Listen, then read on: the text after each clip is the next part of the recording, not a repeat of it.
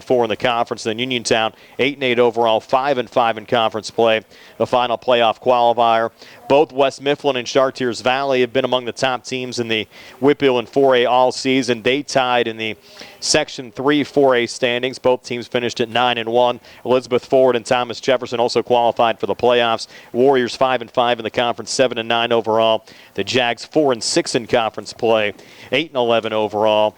And the final section in 4A, Section 4, North Catholic, the section champs there. They're 9-10 overall, 8-2 in conference play.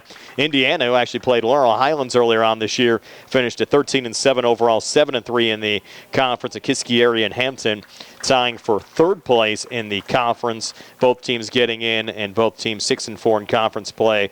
Cavs 9-9 overall, Talbot's 8-8 overall. So it's going to be interesting to see where Laurel Highlands and Uniontown end up falling in the whole scheme of things come tomorrow night when the playoff pairings come out. Yeah, certainly is. We always talk about how maybe Fayette County doesn't get a ton of respect when these playoff pairings are put together, but maybe that's changing, and you know, they got in, so we'll see how the chips fall. And, you know, the kids, I'm sure, don't care who they play, if it's on the road, at home, things like that. That's something for the head coaches and the coaching staffs to deal with. But, you know, if you're in, you can make a run. And, of course, Uniontown, LH, we're both hoping they can make a run. And I haven't seen a ton of these games, but LH certainly looked impressive in the two games I saw against Uniontown. We'll see how the Red Raiders bounce back tonight. But, you know, certainly if you're in, you're right. In a one-game situation, really anything goes. We actually saw the Mustangs last year get a first-round bye in a 12-team playoff field. They were the number 4 seed. No first-round byes this year in 4A, 16 teams in. So everybody will play a first-round playoff game. We're going to pause here for the national anthem. We'll take a quick timeout and be back with the first pitch. Uniontown taking on Connellsville High School baseball action here on WMBS, the Trib Live High School Sports Network, and Facebook Live. Penn Residential is a fast-growing human services agency serving individuals with intellectual and developmental disabilities. They are currently seeking full-time and part-time direct support professionals to provide direct care and support at our residential homes. Their DSPs partners with adults and children, and their circles of support help them achieve independence, growth, and happiness through high-quality, creative services. Candidates must possess good communication skills, have a valid state driver's license, clean driving record over the past 3 years, and have reliable transportation. At Penn Residential, DSP positions start at $16 an hour, and you'll receive full benefit package after 90 days.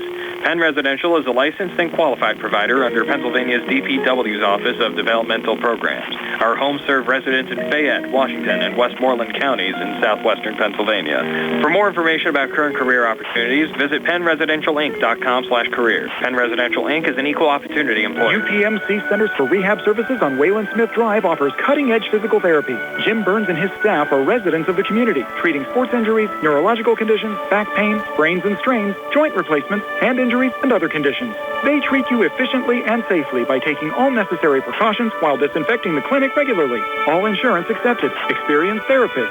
Convenient location and hours. Part of the community. Call the office with a prescription from your doctor or schedule by direct access 724-437-7500. Amy's Quilt Room is a full-service quilt room located in Uniontown, offering retail goods and an ample sewing classroom, welcoming sewers of all skill levels, from beginners to advanced. If you're enthusiastic about sewing, you may even want to consider joining the Quilty Pleasures Quilt Club at Amy's Quilt Room. You'll stitch fabric in friendship with every project. For more information, visit amysquiltroom.com or stop in to see them at 20 West Penn Street, Uniontown. Amy's Quilt Room, a fresh and modern twist to a timeless tradition.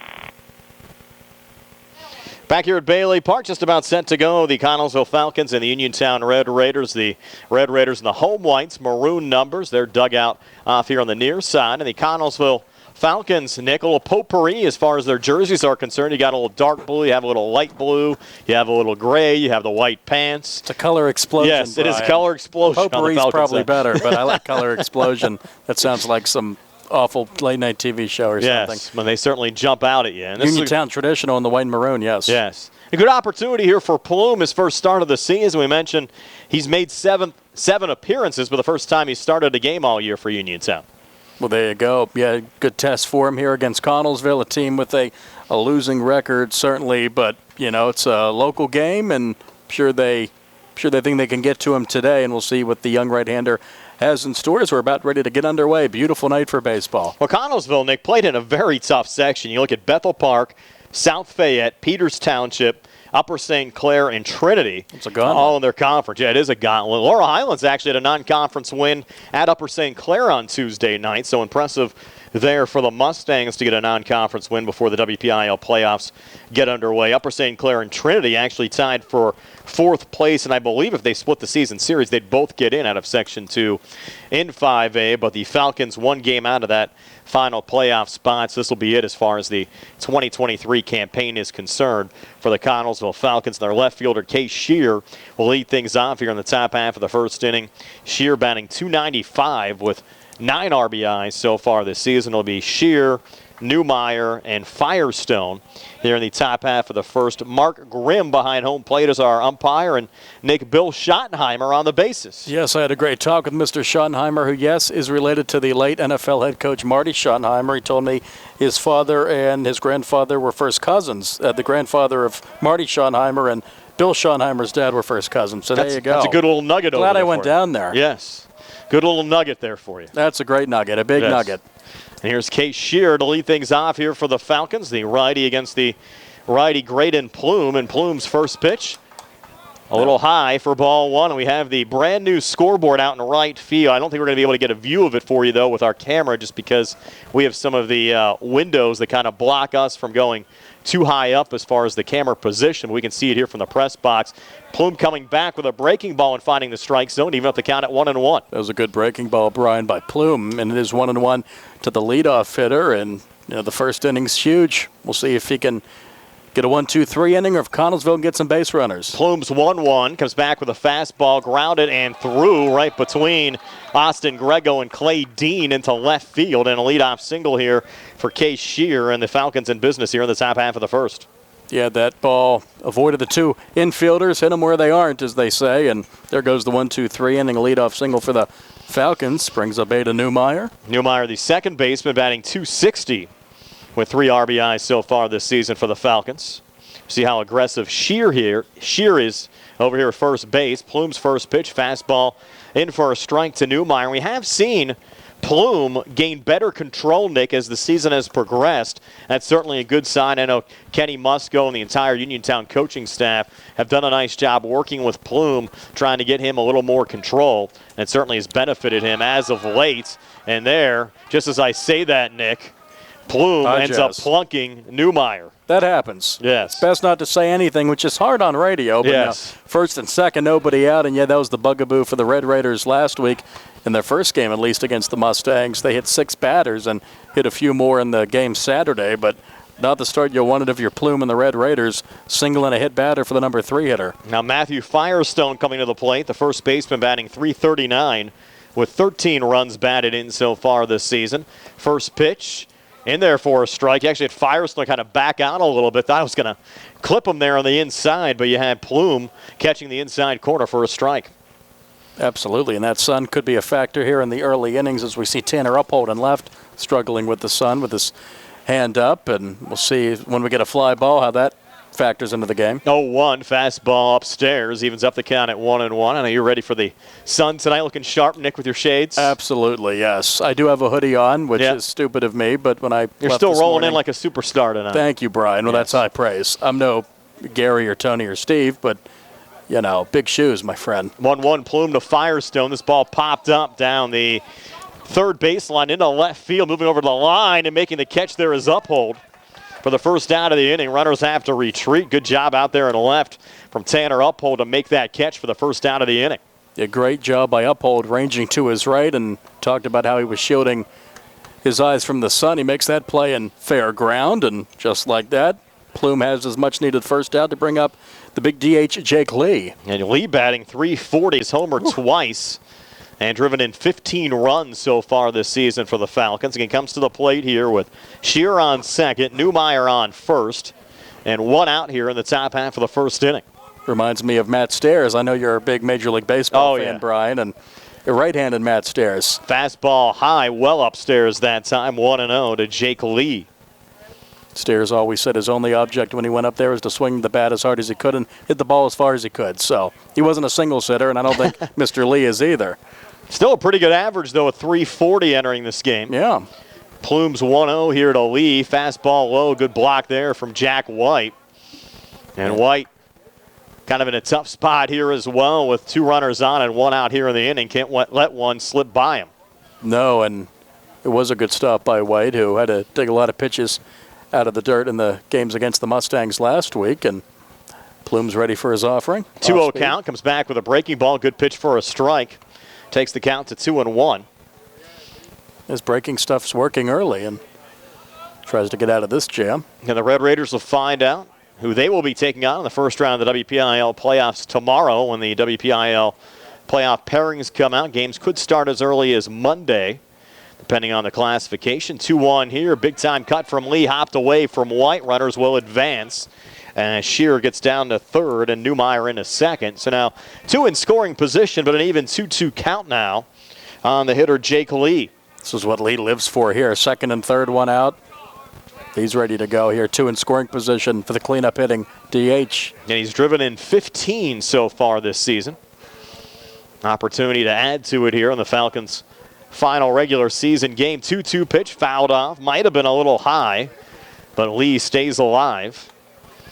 The count remains 2-2. Playoff game starting Monday, so this will be your last free weekend for a while, Brian. Yeah, you never know. Most of the time, though, they play the games during the week. We've had a couple of weekend. We do have some live broadcasts, though, coming up, Brian. We'll be busy. Following weekend. We're actually a big broadcast, at least for us. We'll talk a little bit about it later on in the broadcast as well. We're going to broadcast the Fayette County Miracle League game a week from Sunday. Tony and Sarah are going to join me for that one, as that one is chopped here to short. Grego, the throw over to first in time. It does drive in a run. So Jake Lee picks up his 16th RBI of the season, driving in Shear for the first run scored of this game for the Falcons as they lead 1-0 here in the top of the first. Not Lee's favorite kind of RBI, I'm sure, but an RBI nonetheless. And it is 1-0 Falcons here. And Bo Bigham will be the 5th Falcon at bat here in the top half of the first inning, coming in with a .233 average. 2 runs batted in. Takes the first pitch for a strike, 0-1. Plume looking to bounce back from a little shaky start with the single in the hit batter. 2 outs now, and wants to strand this man at third, obviously, and get the sticks. Hey, good game, though, for Plume to learn here on the mound as the starting pitcher for the Uniontown Red Raiders. Comes back, gets a swing and a miss out of Bo Bigham. Of course, the Red Raiders will lose their ace, Christian Thomas, to graduation in the offseason. They will have Tate Musco back, who's been their number 2 on the mound for next year. Musco, a junior. Certainly losing Thomas will hurt next season. 2-strike pitch on the way, called strike 3. And down goes Bo Bigham, first strikeout of the game for Graydon Plume as the Falcons pick up a run here in the top half of the first inning. We'll move to the bottom of the first, 1-0. Connellsville over Uniontown here on the CR Brada Group High School Sports Night broadcast presented by Penn Residential, Central Marcom, Amy's Quilt Room, and Jackson Farms Dairy Store.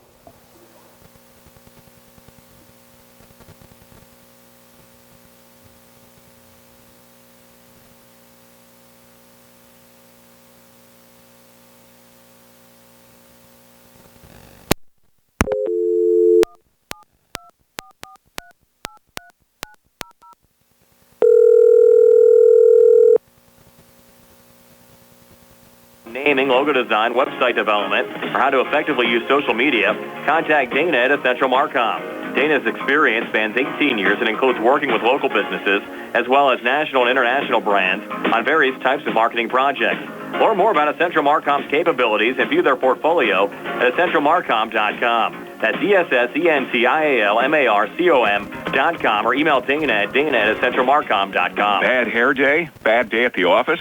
Bad day behind the wheel? Hey, stuff happens, even to the best of us. At least your car insurance rate doesn't have to take a hit. Get Erie Rate Lock from Erie Insurance. Gives you a great rate that stays put until you change a car, driver, or your address. Plus, seriously good service. Now that's something to smile about. Your Erie agent in Uniontown and Ross Traver Township is Sproul's Insurance Group, 724-437-9812, or go to SproulsInsurance.com. Erie Rate Lock does not guarantee continued insurance coverage and is not available in all states. Uniontown Detailing offers an all-inclusive auto care experience. Services include full auto detailing, professional ceramic coatings, window tinting, undercoating, paintless dent repair, and more. Uniontown Detailing has moved to a new location on 255 South Mount Vernon Avenue in Uniontown. Stop by and check them out today. Best of luck this season to all local teams from Uniontown Detailing. Back here at Bailey Park for the folks on the radio side that might have dropped off there towards the tail end of the top of the first. The Falcons picking up one run on an RBI ground out from Jake Lee, driving in Case Shear, so it's 1-0. Falcons over the Red Raiders. We move to the bottom of the first inning. Uniontown coming to bat, and here's Nick with our lineup. Yeah, and they have to face the lefty, Brian. We'll see what Kenny Musco's Red Raiders can do against the southpaw. And leading off and playing at second base is number 10, Mason Kuhn. Batting second and playing at first base, number 26, Tate Musco. Batting third, playing at short for Uniontown, number 7, Austin Grego. Wyatt Nails in the cleanup spot, DH, number 99. Number 33 bats fifth, third baseman Clay Dean. Here's the games for the bottom of the first pitch. Mason Kuhn to lead things off, and a little check swing. He did not go in the first pitch called, ball one. And after Dean, it's Christian Thomas, number 14 in center field. Batting sixth, batting seventh is Tyler Hawk. He's in right field wearing number 3. Tanner Uphold in the 8th spot, the left fielder, number 23. 1-0 pitch finds the strike zone, evens up the count at 1-1. And after Uphold batting ninth and catching is Jack White, number 8. Pitching is Graydon Plume, the right-hander for the Red Raiders. And as mentioned, the Red Raiders and Kuhn are facing the left-hander tonight. 1-1 pitch, good breaking ball there from Bigham. Swing and a miss from Kuhn. Takes the count to 1-2. Defensively for Connellsville, they have Case Shear in left, Logan Thomas in center, and Luke Pushkar in right. Around the horn, Anthony Pisecki playing third, Taryn Kemp playing short, Aiden Newmeyer playing second. Swing and a miss, and down goes Kuhn for the first out of this bottom of the first inning. And playing first is Matthew Firestone. Ethan Schultz is catching, Bo Bigham pitching. For Bigham, his 8th appearance on the season, enters the game with a 3-3 record, 3.17 ERA. It's worked 40 1/3 innings, given up 50 hits, 23 runs, only 18 of them earned. Nick, he struck out 46 and walked only 10 so far this season, making now 47 strikeouts as he sent down Kuhn to get this game started as Tate Musco now takes ball one from Bigham. Sounds and looks like an ace. Sounds and looks like an ace, Brian, and he looks good out there. A lefty, it's tough for a high school team. They don't face many of them, but young man, number 7, looks good. And Bigham working quickly, counting out 2-0 to Tate Musco, the junior, coming into the game with a 294 average. Now Bigham finding the strike zone, taking the count to 2-1. Musco without a home run, but has driven in 10 runs so far this season. You might even see him pitch an inning or two later on today as Bigham's 2-1 a little low, takes the count now to 3-1. Been a self-imposed pitch clock for Mr. Bigham. His high school doesn't have one officially, but he's working like they do. He's very efficient out there. When you're confident you can throw like that, and Bo Bigham's doing just that as Musco fouls off the 3-1. Actually attempted a bunt there, trying to use his speed to his advantage, but fouled it off, trying to catch the Falcons off guard. So the count now full of 3-2. His dad Kenny coaching third for the Red Raiders here today. And Uniontown, I think, already realizes they're working against an ace here and get on first any way you can. Trying to bunt for a hit if you have speed. Mr. Musco does, and didn't work out, though. I think from the Connellsville perspective, Nick, they have nothing to lose. They can throw all their arms here at full strength if they want to against Uniontown. The Red Raiders just have to obviously be mindful of the fact that they could end up playing on Monday, so you don't want to use a guy like Thomas or Musco for multiple innings in this situation and end up having a sore arm on 3 days rest on Monday if you end up having a WPIAL playoff game then. And now, did Tate end up getting clipped there on that last bunt attempt? I think he's banged up as he's now down in a crouching position, and his father and the assistant coach and the training staff now over. The UPMC Centers for Rehab Services injury timeout. In fact, Jim Burns, one of the Uniontown assistant coaches, the head of UPMC Centers for Rehab Services, is down there as well, taking a look at Musco. That's the last thing you need if you're the Red Raiders. If you're starting first baseman, number 2 pitcher, getting nicked on a bunt attempt in your final regular season non-conference game with the playoffs on the horizon early on next week. Yeah, that's not good at all, but hopefully Mr. Musco's all right and he can stay in this game, or if short of that, he's ready for the postseason next week. It's not a serious injury. I didn't really see, Brian, what happened there, but I guess he did get nicked up. Yeah, it was just a bunt attempt, and I thought it went off the bat, but obviously he either got a piece of him or he moved wrongly trying to run down towards first, but he looks like he's in some pretty good pain right now. Sure, and the one bright spot is that it rattles Mr. Bingham maybe. Bo Bingham, his confidence, or his, not confidence, but his... Maybe he throws his timing off. That's what I meant. Yeah. His timing. He was working so quickly there and throwing strikes. And, you know, you obviously want Tate Musco's health as the number one priority. But if you throw the starter's timing off, hey, win any way you can, get he's coming out, Nick. Mental advantage any way you can. Yeah, he is. And, well, that's very unfortunate for Tate Musco and the Red Raiders. Tate Musco, Uniontown starting first baseman, now exiting the game. Now, Tate could re-enter with the high school rules if he feels a little bit better later on in the game, but whoever replaces Tate then would be ineligible to come back into the game on the re-entry rule for high school baseball. There you So go. something to be mindful of, but I would think probably the only way you're putting Tate back in is if you're 100% confident that he's all right. Sure. With the playoffs on the horizon, but certainly seemed like a painful occurrence there for Tate Musco. And now the Red Raiders will have to make a decision that counts 3-2. And they're going to bring in here on the Uniontown side Number 19, that is Hunter Smiley. Hunter Smiley getting an opportunity to hit. I'm sure he wasn't expecting this. No. Young man is like, oh, well, I guess I'm going to hit here. And you enter with the count at 3-2, and he'll swing at the pitch and chop it here to first. And making a little flip, the first baseman Firestone to the pitcher Bigham, covering the bag for the second out of the inning. I think Smiley kind of did his job, though, Nick. Protected the plate, knew it was a 3-2 count, and he's put it in play. But now 2 outs recorded here in the bottom of the first inning. And you'll have Austin Grego now coming to the plate. You obviously want to get on base. That's the goal of every batter. But came in, he was not exactly fresh. Not think he was going to play at all tonight. Certainly not starting, but ground out to the right side, 2 away for Grego. And Grego swings to the first pitch and fouls it off. Count 0-1. The junior shortstop entering with a .380 average. A homer and 14 RBIs for Austin Grego so far this season. Now the 0-1 to Grego.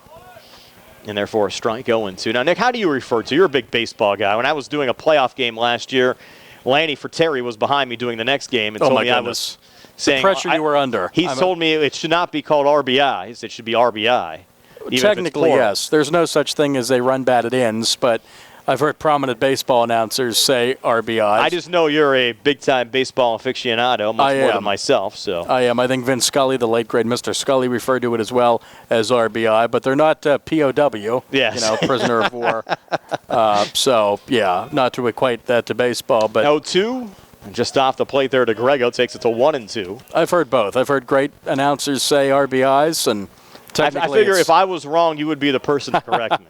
Well, Lanny with all can of do your that. baseball knowledge. Lanny's better than all of us in this booth combined. 1-2 pitch called, strike 3. Good pitch there on the inside corner. Second strikeout of the inning for Bo Bigham.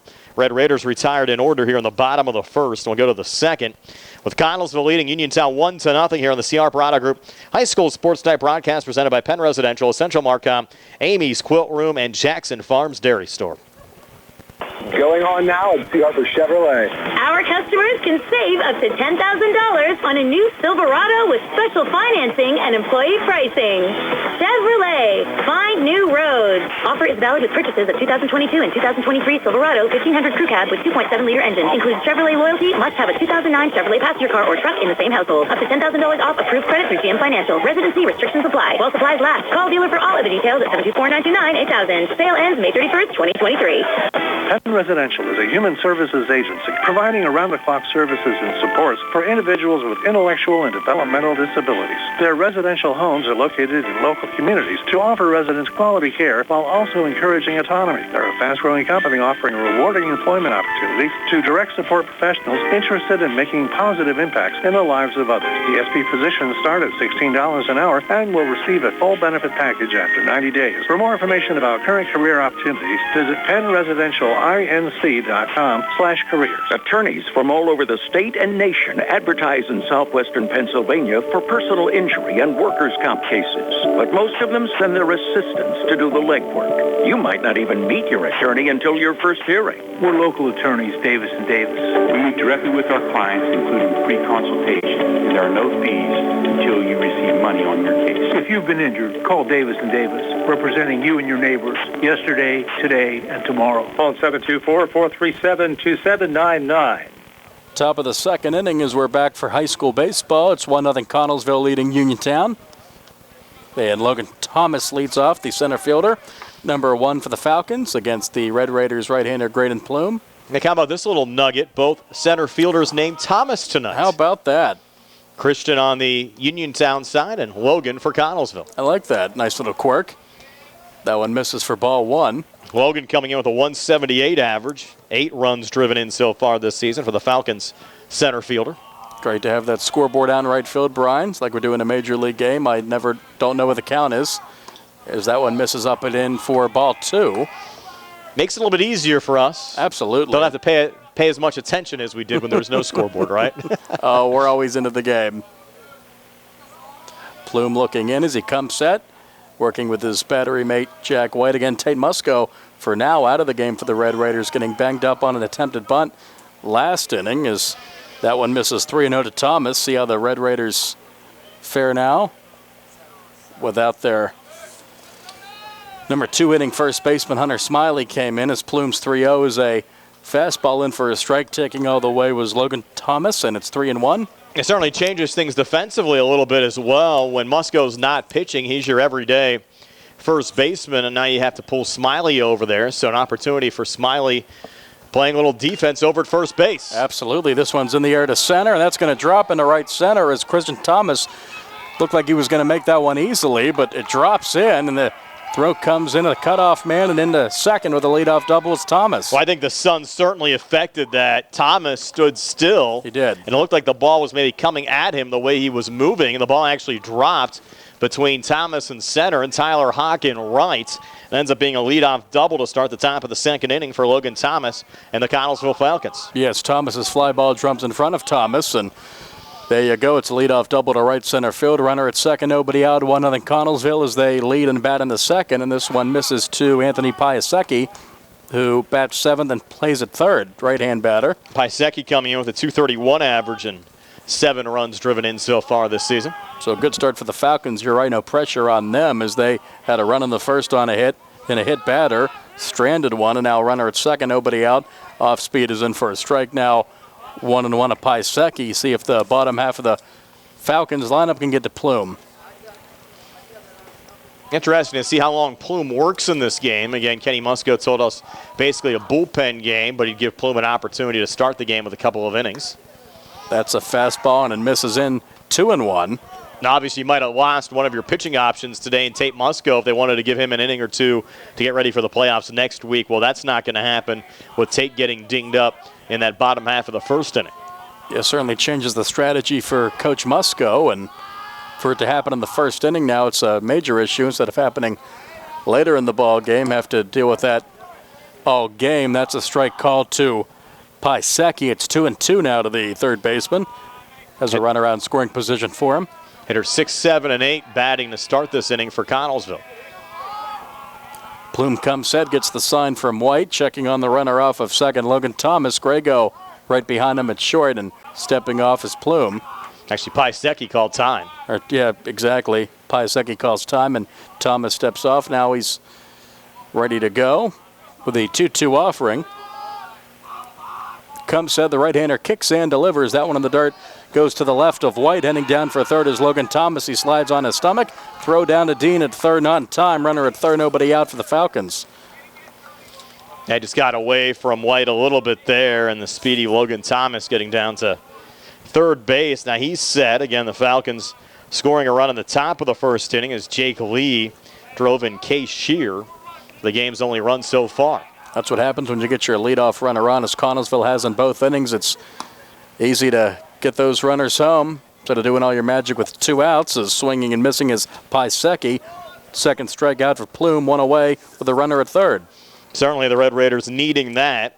Getting an out recorded here in the top of the second inning. Now Luke Pushkar batting from the 8th position in the batting lineup, coming to the plate. Now, Brian, this warms my heart. He wears number 21, and he's in right field. That is just everyone in the stadium is, I'm sure, that loves the Pirates, and baseball history loves that.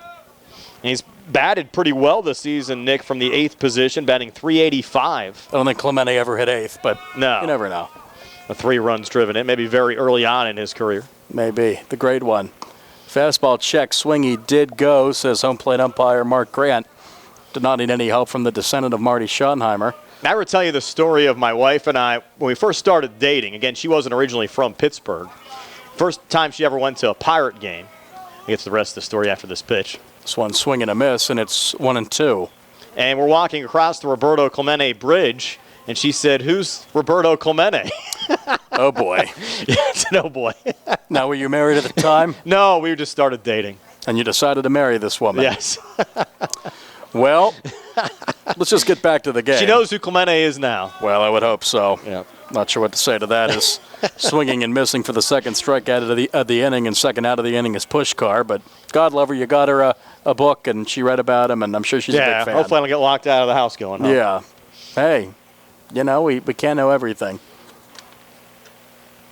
So 2 down, back-to-back strikeouts for Graydon Plume, and now Terran Kemp coming to the plate. Absolutely. Kemp's up, the shortstop. 2 outs, runner at third. Connellsville's up 1-0 in the second. And a cut and a miss as Plume looks to settle down after the leadoff hit. He has struck out 3, has not looked bad, but has given up 1 run, and runner off of third now for the Falcons.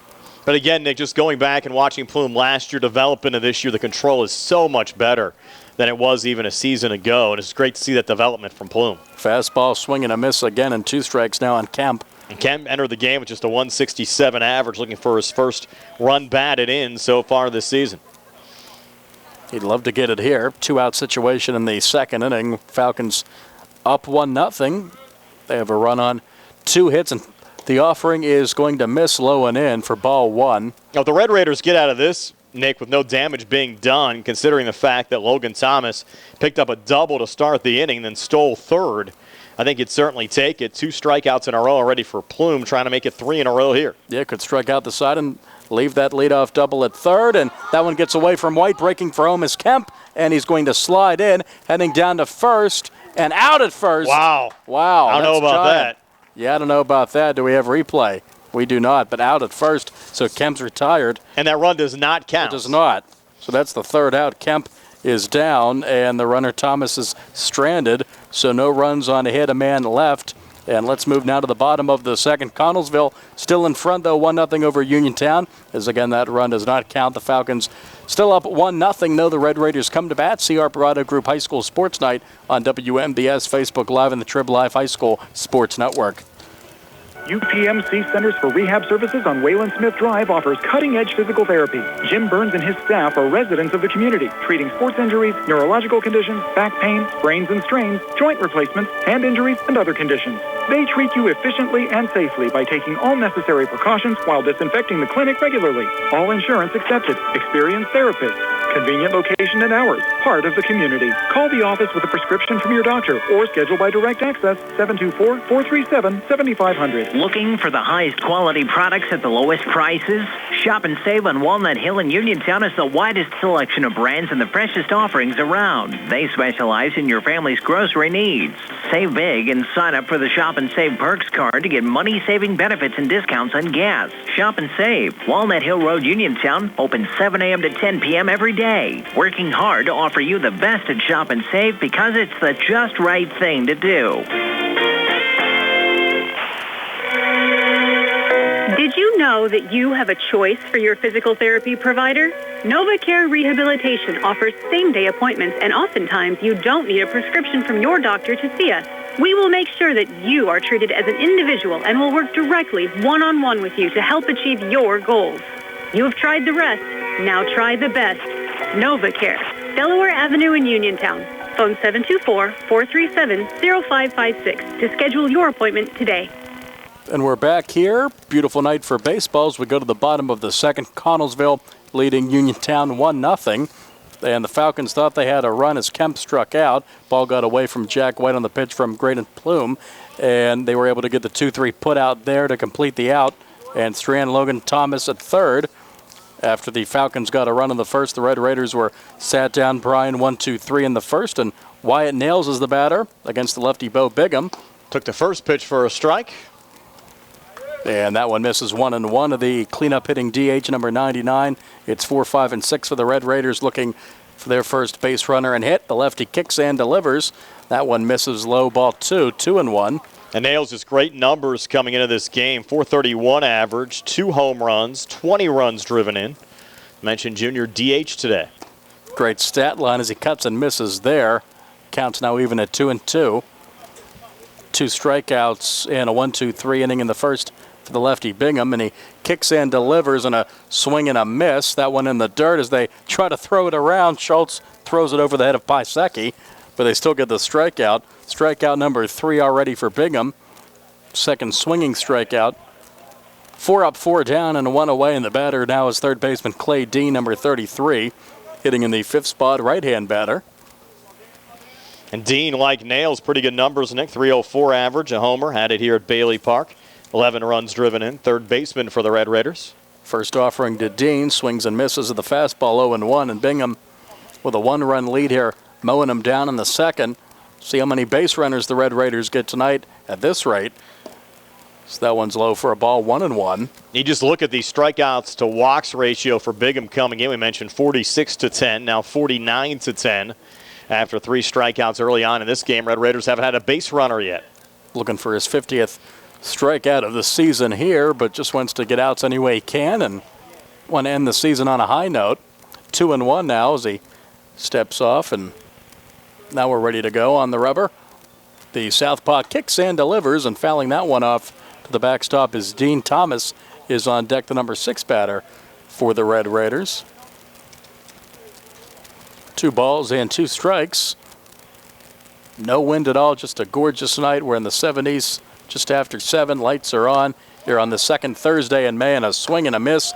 Dean's down on strikes. They'll be throwing it around a lot tonight. And it's 5 up, 5 down with 4 strikeouts and a ground out for Bingham.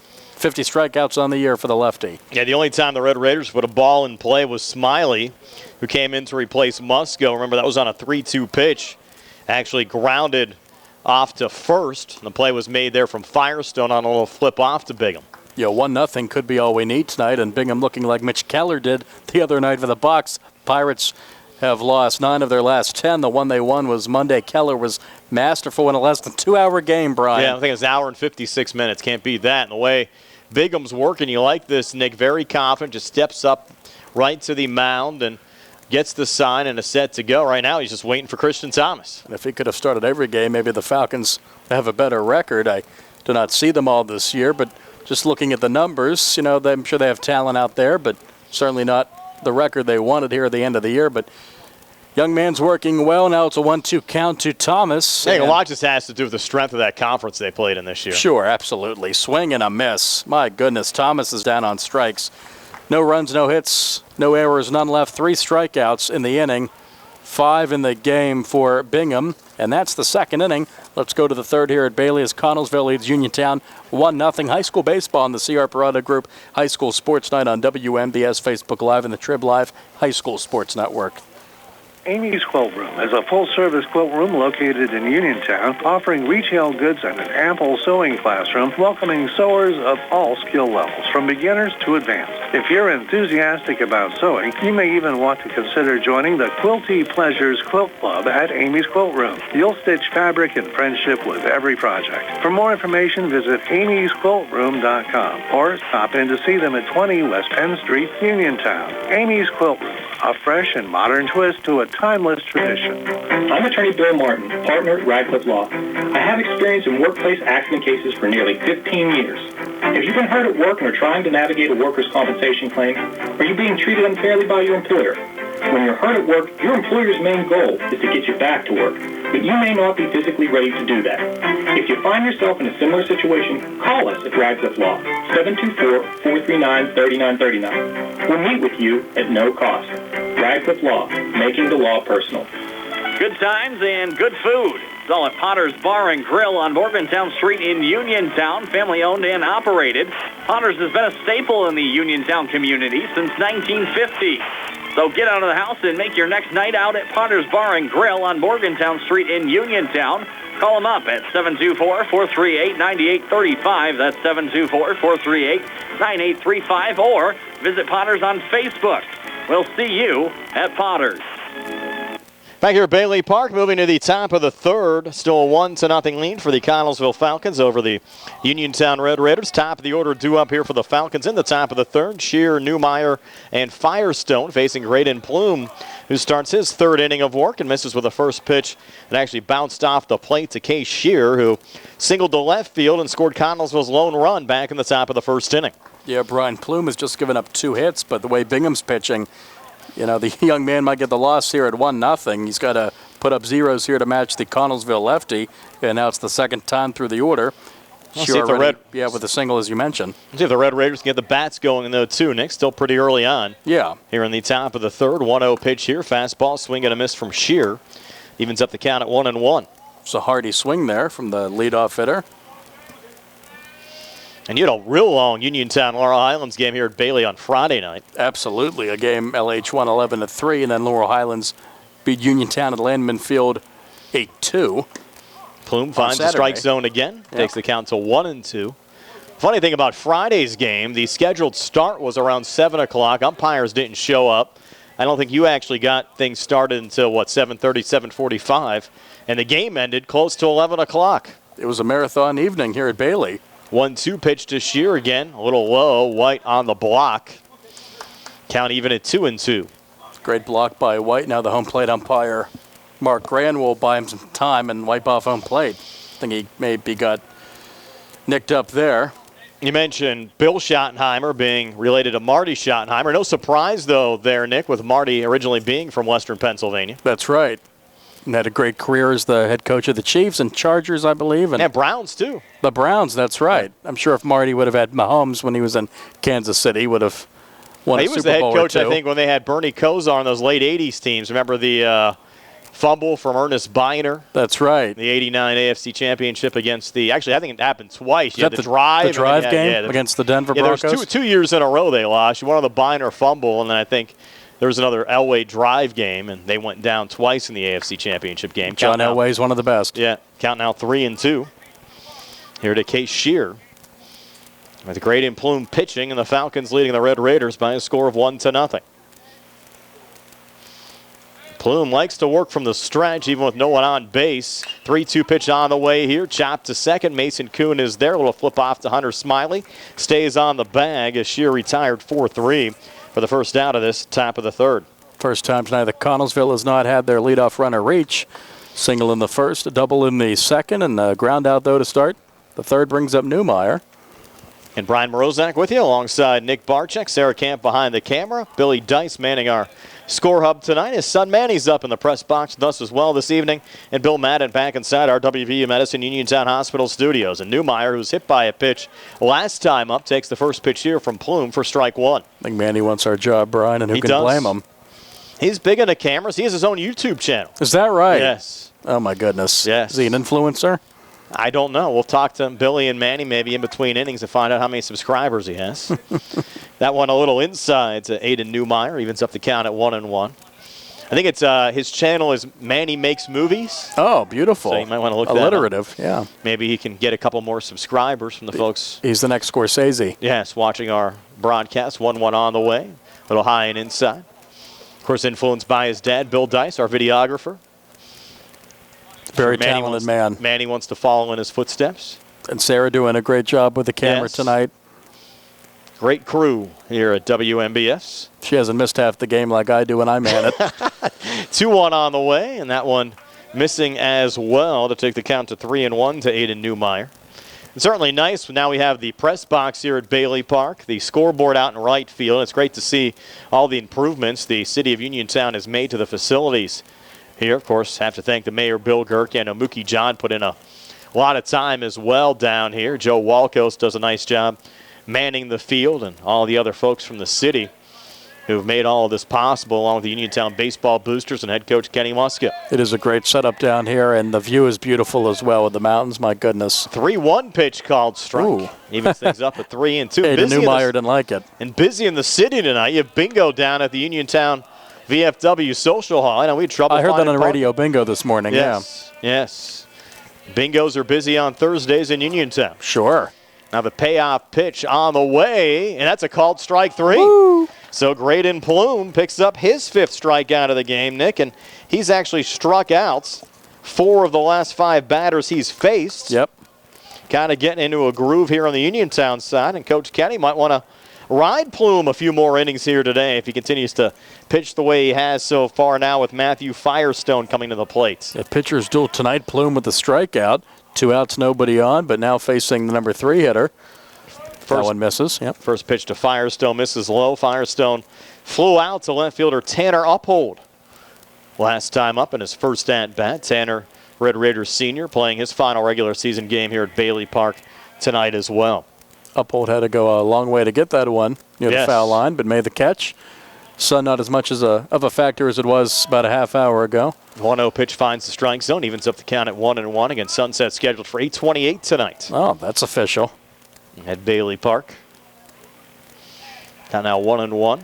Yeah, just a gorgeous night. No clouds, no wind. Perfect temperature.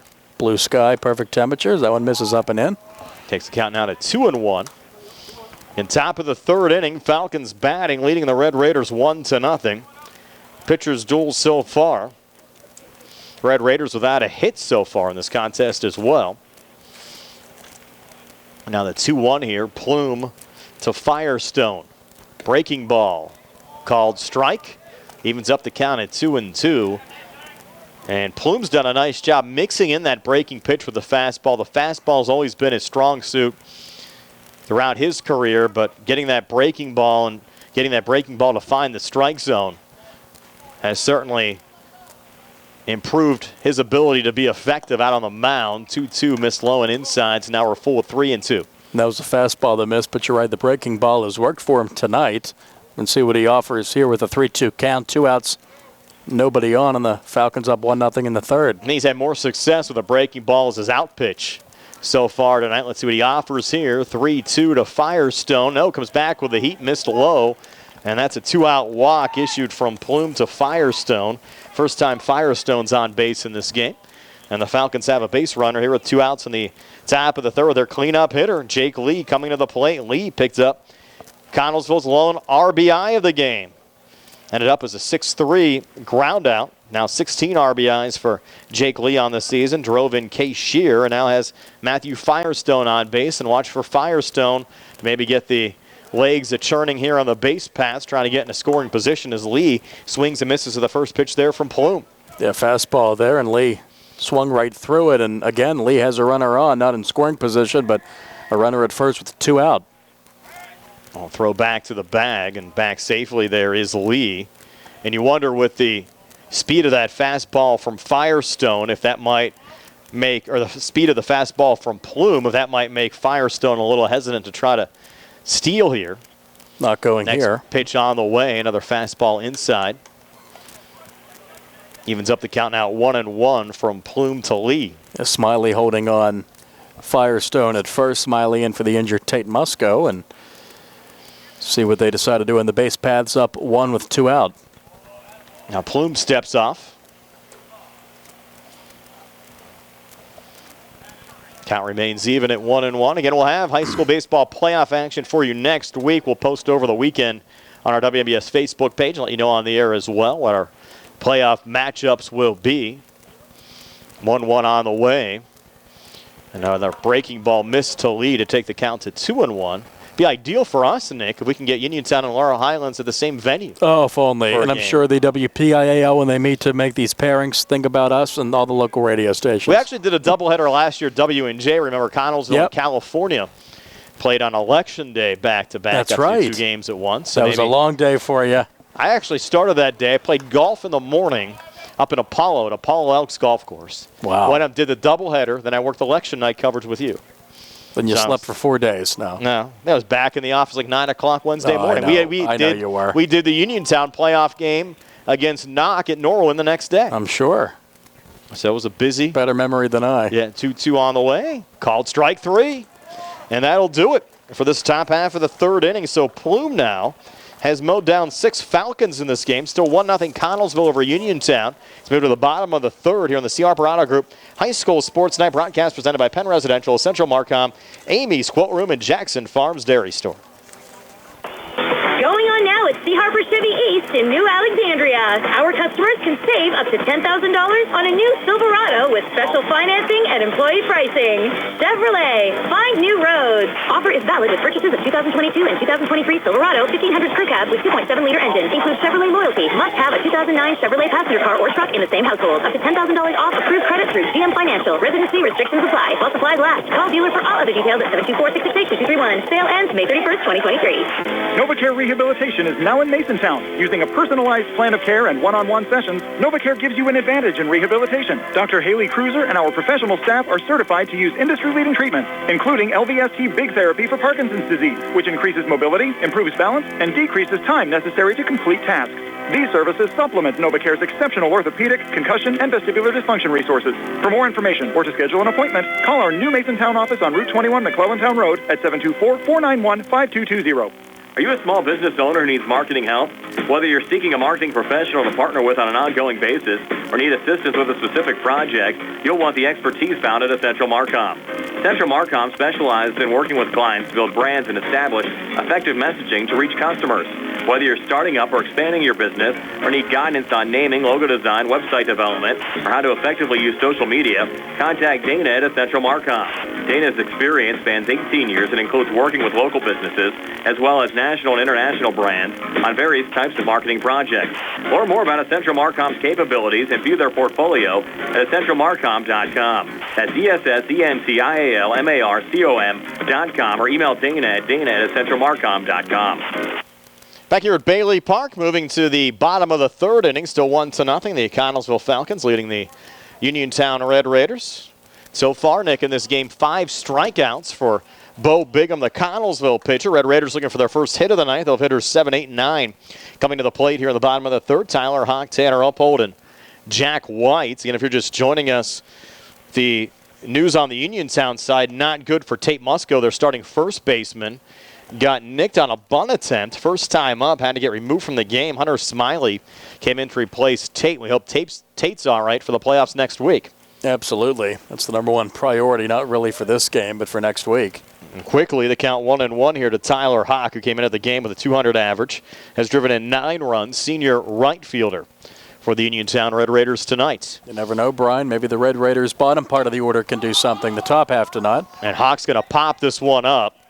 Going right to the second base bag. It'll be the shortstop, Taryn Kemp, who makes the play to retire Hawk for the first outs of this bottom of the third inning. That was up in the air for a long time. Only the second time the Red Raiders have put a ball in play in this game. The other was Smiley, who grounded out actually to the first baseman, 3-1. Matthew Firestone, and then Bigham was covering the bag, so as Nick said, it went 3-1. 7 up, 7 down for Bingham, and it brings up Tanner Uphold. Who's talking to Mr. Musco there. Uphold came into the game with a .219 average and an RBI so far this season. See what science coach Musco gave Uphold. He misses. Bingham misses on that one low, 1-0. A good fastball there. Buddy Robert Swope watching on our live stream. Hello to Swopey as that one popped up. On the right side, we'll go out of play. Matthew Firestone does not decide to jump over the fence and make a run for it. We had a game earlier on this year, remember, I think it was Jackson, the Red Raiders right fielder, got his foot caught underneath the fence and right. That was also a game, I think you had... Mr. Jackson's going to get the foul ball yes. I think Tyler Hawk ended up colliding into the right field wall as well, and he was dinged up. Absolutely. You had guys down all over the place. Count now 1-2 after the last swing and miss there from Uphold. Now the 1-2 pitch on the way, and Tanner sending that one foul on the right side. Onto someone's back porch interrupting dinner. Yeah. I don't know there was a game at Bailey tonight, honey. Yeah, if you live here in these houses up on the hill and you like baseball, you're set this time of year. Yeah. It's even better, though, when we were here late March, early April. A check swing, ground ball to first, tough hop, but keeping it in front of him there was Firestone, making the play 3 unassisted for the second out of the inning. Before he actually had the tree coverage up there on the right side, you could see even better, and actually made it even easier to retrieve some of those foul balls. You can see them better on the hill. Now, since we've had about a month of the growing season, those balls on the hill a little bit tougher to find. The growing season. Now Jack White coming to the plate, the senior catcher. A couple of RBIs for White so far this season. A good play at first by Firestone. Looked like a big leaguer out there. White quickly a strike on him as the lefty Bigham works with the 0-1. Missed on that one, even up the count at 1-1. Yeah, did not let that hop get to him. And look at this, Brian. 2 2/3 perfect for Bigham. See if he can keep it going. That pitch missing. Remember, we had a perfect game late in the season 2 years ago from Joe Chambers. That's right. That was against Uniontown on the Laurel Highlands side. We see those every once in a while. As well, finding the strike zone again was Bigham, even if the count at 2-2. And I don't know, Nick, who threw the first no-hitter in Uniontown history, probably way back in the day. Well, Tony Anula had one for Laurel Highlands. Yeah, that was the first one in Laurel Highlands history. One? Yeah, first one against Mapletown. And Uniontown, they probably started playing baseball a lot earlier than Laurel Highlands. Of course, the Laurel Highlands School District formed you're surrounded 67, by 68. Yeah. They were probably playing on this field in the 20s at Bailey Park in the 1920s. Between the athletic exploits of Steve Subrick and Tony Hanola, you're surrounded by greatness, Brian. Yes. Now the count full 3-2, Nick, so the perfect game in jeopardy here if Bigham misses on this pitch to White. Don't want to lose it to the number 9 hitter. 3-2, White stays alive, fouling it off. Count remains 3-2. Surprised Steve hasn't walked down tonight. Usually a night game at Bailey Park gets him down here. Is the voice on? I don't know, you're right. If the voice is on a Thursday, he might be staying at home. No Pirates tonight. Maybe he's watching the NHL. 3-2 on the way, swing and a miss. So down goes White. That's now 6 strikeouts as Bigham remains perfect through 3. And it's still a 1-0 lead for Connellsville over Uniontown here on the C. Harper Auto Group High School Sports Night broadcast presented by Penn Residential, Essential Marcom, Amy's Quilt Room, and Jackson Farms Dairy Store. Does your car sound like it's saying, trade me in, trade me in, every time you start it up? Well, go to Ford of Uniontown and trade it in. That's right, your Uniontown Ford dealer is ready to assist you with a new or pre-owned car, truck, or SUV purchase. Ford of Uniontown has all the deals, all the inventory, and they are ready to deal. It has never been a better time to buy a Ford. Service is their top priority. No matter where you purchase your Ford car or truck, Ford of Uniontown will be happy to service it for you. They offer Ford-trained technicians, Ford-certified parts and service, 1-year, 12,000-mile parts warranties, and new state-of-the-art service equipment. Call or stop in today to see the hometown service of Ford of Uniontown, Route 40 West across from Applebee's. So listen to your car the next time you hear it say, trade me in, trade me in. Ford of Uniontown, Route 40 at the top of the hill. I'm Melinda Delarose. As an assistant district attorney, I've protected Fayette County families and fought to uphold our constitutional rights. As a prosecutor and trusted local attorney, I've provided victims of crime with a strong voice and put criminals behind bars. My pledge to you as judge is to follow the law, always maintain the highest ethical standards, and to run a courtroom that's respectful of your time and tax dollars. I'm Melinda Delarose, asking for your vote for judge. Paid for by friends of Melinda Delarose. And we move to the 4th inning here at Bailey Park as Connellsville leads Uniontown 1-0. As Bo Bingham, the lefty for the Falcons, has been perfect through 3 with 7 strikeouts.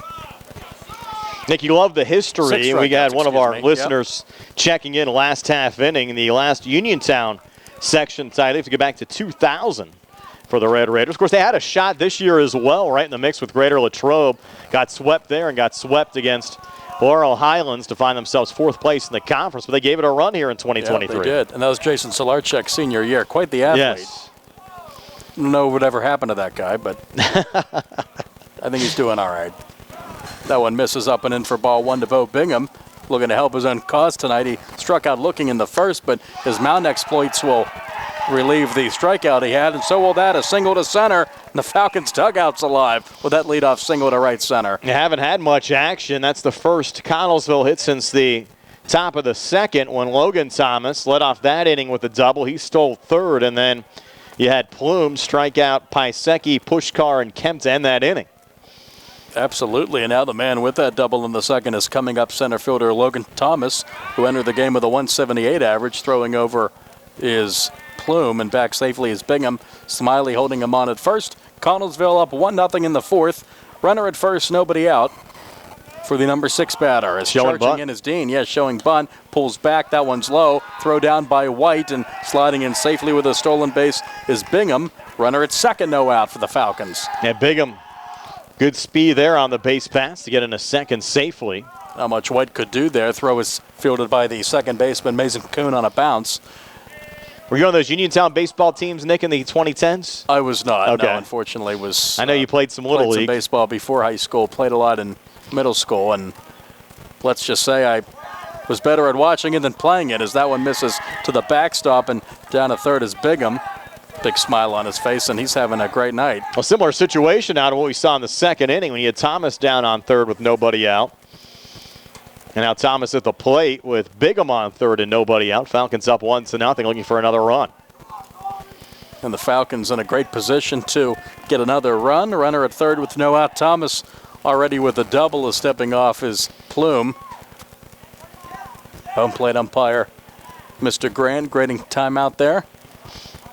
And we have Sarah Camp behind the camera. Billy Dice on our score hub tonight. Nick Barczyk doing the play-by-play right now. Brian Morozak, Bill Madden back inside our WVU Medicine Uniontown Hospital studios. Takes a village. Check swing, and going around there is Thomas. Counts now at 2 balls and a strike. And off of third is Bingham. Still nobody out. Connellsville batting up 1-0 in the fourth. So they have 3 hits in this one. And no base runners yet for the Red Raiders. Cutting and missing there on that pitch up in the zone. And it's now 2-2 on Thomas. Gonna have to thank the Uniontown Baseball Boosters for their support all season, along with some of our featured sponsors, Penn Residential, Essential Marcom, Amy's Quilt Room, and Jackson Farms Dairy Store, and all of our sponsors making high school baseball possible. Infielders in, trying to cut down on that run, and that one misses. Jack White wants an appeal from Mr. Schonheimer, who's in front of second. He did not swing, and the count's full.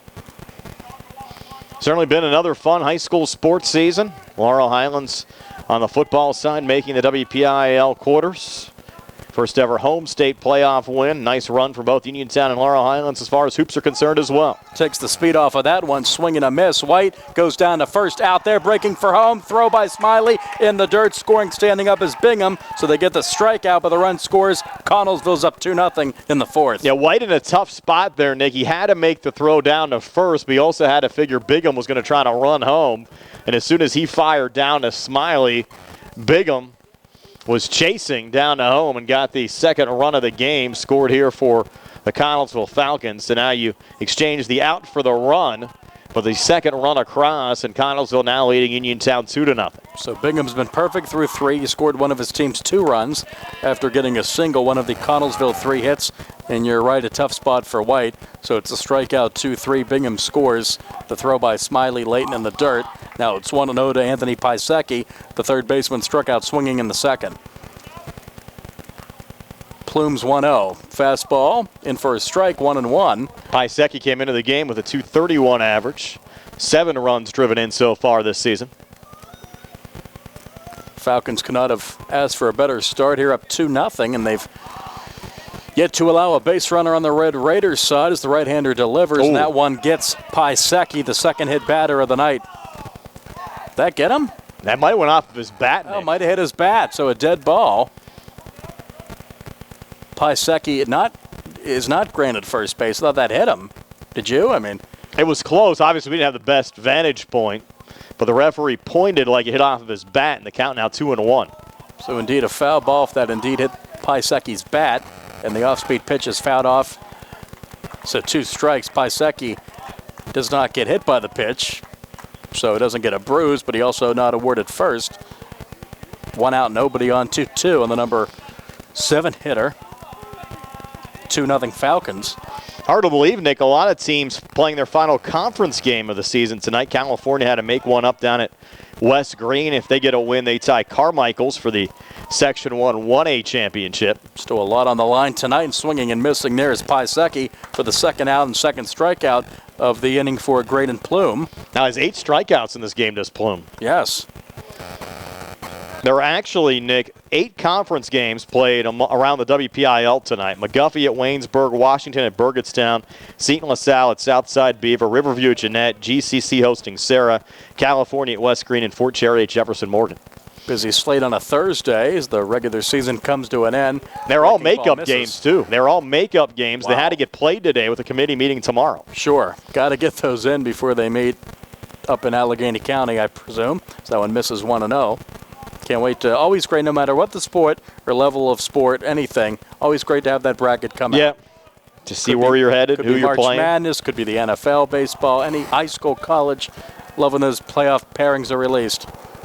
And it's now 1-1 to Luke Pushkar. The right fielder struck out swinging in the second, one of 8 Plume strikeouts. And that one is a fastball that misses up in the zone, 2-1. Also, Valley was supposed to play at Brownsville at 4:15. Apparently, their bus got lost. Oh, boy. Could not find Redstone Field, and they didn't get that game started until about 5:30 today. Google Maps failed again. Yes. That happens. We've all had great experiences in Everett, PA, for instance. Can't find the turnpike there in Everett, can we? It's a tough one. Me last year, you and Tony this year. And even when you win an award, you can't, still can't find the turnpike in Bedford. Overcome the turnpike, yes. Well, it was also interesting. 3-1. Did you happen to see that story about a year or two ago? There's 2 Laurel high schools up in northern Pennsylvania. And there was a high school football team playing a playoff game at Laurel. And went to the wrong Laurel school that was like 90 minutes from the other Laurel. Like, nobody on the bus realized they were going to the wrong school. Like, how does that happen? Okay. Kids were locked in, and that one misses low. You really can't blame the kids as much, and they're sitting in the bus with their headphones on. You'd have to think one of the coaches knows that, hey, we're kind of going to the wrong school, and this might be it for Plume. Might be. So he walks a man here, 2 outs and a runner at first. He's gone 3 2/3, has given up 2 runs, 2 earned. And again, it was kind of supposed to be a bullpen game for Uniontown here today, but I think Plume pitched so well. Exactly. They've been keeping them in, and also with the injury to Tate Musco, that kind of threw your planning off a little bit, and they're going to stick with Plume for now. And that was assistant coach and pitching coach Joe LaPresta that was on the mound just talking to Plume a little bit and probably just checking to make sure he's all right, and he is, so they're going to stick with Graydon Plume. Mr. LaPresta, veteran, man, he's been around. And Plume will stay in, runner at first, 2 outs for Taryn Kemp. The shortstop struck out 2-3 in the second. Coach LaPresta, pretty good golfer as well. Is that right? Yep. Throw over to first, back safely. You ever been out there on the links with him? I've seen him out there. I've never played with him. I've seen him out there. Take your word for it. Kemp's ready to go. Runner off of first. Fastball is in for a strike at the letters, 0-1, and Smiley holding on Pushkar at first. Connellsville up 2-0 in the fourth. A run on the first, run on the fourth. Plume looking to get out of this mini jam. A walk with 2 outs. Don't want to start anything more serious. And a swing and a miss now 0-2 on Kemp. About a half an hour or so of daylight left, Nick. It's winding down. The lights are on. Some of them. Not the ones they're in the warming outfield. up. They're warming up. They're ones, at least the one behind the visitors' dugout at first. And the throw over back in time is Pushkar. I brought my green light here tonight, so I'm prepared. You have your miner's hat? Yeah, I don't have my miner's hat. Okay. Well, we'll get you. It's only on Halloween. Only on Halloween. Well, you can do a high school football game with it then. Or a World Series game. You never know where life will take you. And that's strike 3, yeah, at the knees. Strike 3, and down on strikes is Kemp. Connellsville strands a man, striking out the side is Plume. A run on a hit. No errors and 1 left. And we move now to the bottom of the 4th at Bailey. Connellsville leads Uniontown 2-0 on the C.R. Parada Group High School Sports Night on WMBS, Facebook Live, and the Trib Live High School Sports Network. Going on now at C. Harper Chevrolet. Our customers can save up to $10,000 on a new Silverado with special financing and employee pricing. Chevrolet, find new roads. Offer is valid with purchases of 2022 and 2023 Silverado 1500 Crew Cab with 2.7-liter engine. Includes Chevrolet loyalty. Must have a 2009 Chevrolet passenger car or truck in the same household. Up to $10,000 off approved credit through GM Financial. Residency restrictions apply. While supplies last. Call dealer for all of the details at 724-929-8000. Sale ends May 31st, 2023. That sounds good with Henry Stewart Audiology. Well, it's that time of year again. Christmas? No. My birthday? Absolutely not. Oh my gosh, what is it? What is it? Oh, JJ, it's Better Speech and Hearing Month. Oh yeah, Dad talks about that all the time. Yes, he does. This year, everyone can celebrate by scheduling appointments for their hearing health. I agree. Don't forget, Henry Stewart Audiology has been voted #1 for 9 years in a row in the Community Choice Awards. Probably because of our fair and honest pricing every day. No need to wait for a sale or coupon. Or maybe because we have 3 convenient locations in Uniontown, Connellsville, or Carmichael. And all you have to do is call 724-439-4380 to schedule an appointment today. That sounds good with Henry Stewart Audiology. Of the fourth here at Bailey Park. As the Red Raiders get ready to bat, they're looking for a base runner as the Connellsville Falcons are up 2-0. Bo Bingham, the left-hander on the mound for the Falcons, has been dominant. 6 strikeouts through 3 innings, no base runners, and a pop out and a ground out. And it's still perfect so far. Absolutely. 2 ground outs and a pop out and 6 strikeouts. Is not allowed a base runners. We move down to the top of the Red Raider order, and the second baseman is up, Mason Kuhn. He struck out swinging in the first.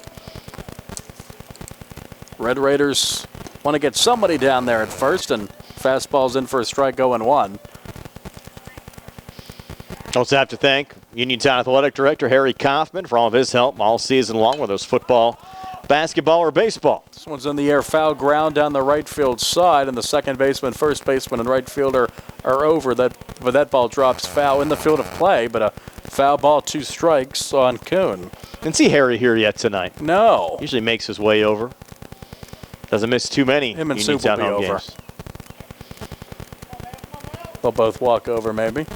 Hard night to not be out and enjoy the gorgeous spring weather here.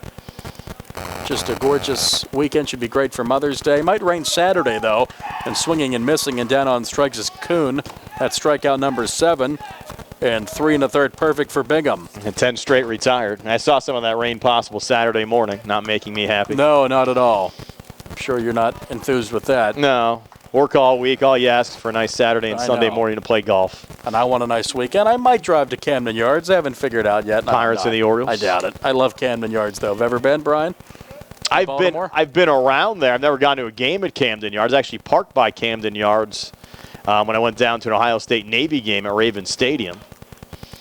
Yeah, I try to avoid the Raven Stadium and certainly the Ray Lewis statue. Yes. I don't want to throw That was up. the only time I was there for an Ohio State Navy game back in the day. Do not want to throw up at the sight of the Ray Lewis statue, as it's 1-2 now on Cameron Jackson, who's batting now in that 2 spot, correct? Yeah. The number 24. Cameron Jackson. You had Musco start the game there. Then Hunter Smiley came in for Musco, and now Cameron Jackson batting in that spot. That one misses. Fastball looked good from here, and count now goes to 2 balls and 2 strikes. So we've had Musco, Smiley, and Jackson. You're right. 3 batters in that spot already. On the second at-bat. That's right. Swinging and missing is Jackson, and Bingham cannot pitch any better than the lefty is pitching tonight. 2 outs, 11 up, 11 down. Well, he came into the game 46 strikeouts to 10 walks. Now has 54 strikeouts to 10 walks on the season. Darn good ratio. Yes. I'm not a numbers man. But will be 5.4 to 1.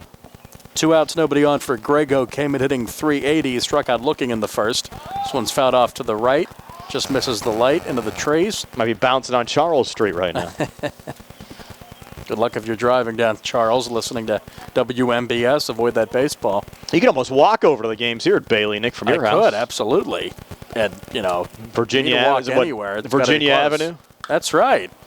This one's roped into right center and charging to his left and making the grab in center field is Logan Thomas. What a play. Keeps the perfect game alive. That's right. Gets the jersey dirty, and you need help if you're going to be perfect. Even through 4 innings, and he gets it. Bingham gets the big assist there from Thomas. Great job by the young man there to track that one down. 2 strikeouts, a fly out, no runs, no hits, no errors, and none left as we move on to the 5th. The Falcons leading the Red Raiders 2-0 on the C.R. Parada Group High School Sports Night. WMBS, Facebook Live, and on the Trib Live High School Sports Network. On the go? No time to stop? That's when you'll love Peachin Pharmacy's curbside pickup at Peachin Market in downtown Connellsville. Next time you have a prescription to get, let Peachin Pharmacy make it easy for you. Call ahead at 724-626-9600 or send a message. Let friendly curbside pickup keep you right where you want to be, in the driver's seat. Peachin Pharmacy, your local pharmacy. Penn Residential is a human services agency providing around-the-clock services and supports for individuals with intellectual and developmental disabilities. Their residential homes are located in local communities to offer residents quality care while also encouraging autonomy. They're a fast-growing company offering rewarding employment opportunities to direct support professionals interested in making positive impacts in the lives of others. ESP positions start at $16 an hour and will receive a full benefit package after 90 days. For more information about current career opportunities, visit PennResidentialInc.com/careers. Back here at Bailey Park, moving on to the top of the fifth. Going on now at Chevrolet. Our customers can save up to $10,000 on a new Silverado with special financing and employee pricing. Chevrolet, find new roads. Offer is valid with purchases of 2022 and 2023 Silverado 1500 Crew Cab with 2.7-liter engine. Includes Chevrolet loyalty. Must have a 2009 Chevrolet passenger car or truck in the same household. Up to $10,000 off approved credit through GM Financial. Residency restrictions apply. While supplies last. Call dealer for all of the details at 724-929-8000. Sale ends May 31st, 2023. Back here at Bailey Park, we are back now for the top of the fifth inning. Connellsville still leading Uniontown by a score of 2-0, and the Falcons once again, Nick, with their top of the order up. Shear, Newmeyer, and Firestone. A new pitcher for the Red Raiders. Yes, we do. And that is number 14, Christian Thomas, who comes in from center field. That was part of the plan, trying to get Thomas in. But again, they're still huddling. We'll take another quick timeout here on the CLR Parada Group High School Sports Night. So 2-0 Connellsville on a delay because we don't have a full bank of lights here at Bailey Park in downtown Uniontown. Amy's Quilt Room is a full-service quilt room located in Uniontown, offering retail goods and an ample sewing classroom, welcoming sewers of all skill levels, from beginners to advanced. If you're enthusiastic about sewing, you may even want to consider joining the Quilty Pleasures Quilt Club at Amy's Quilt Room. You'll stitch fabric in friendship with every project. For more information, visit amysquiltroom.com or stop in to see them at 20 West Penn Street, Uniontown. Amy's Quilt Room, a fresh and modern twist to a timeless tradition. Are you a small business owner who needs marketing help? Whether you're seeking a marketing professional to partner with on an ongoing basis or need assistance with a specific project, you'll want the expertise found at Central Marcom. Central Marcom specializes in working with clients to build brands and establish effective messaging to reach customers.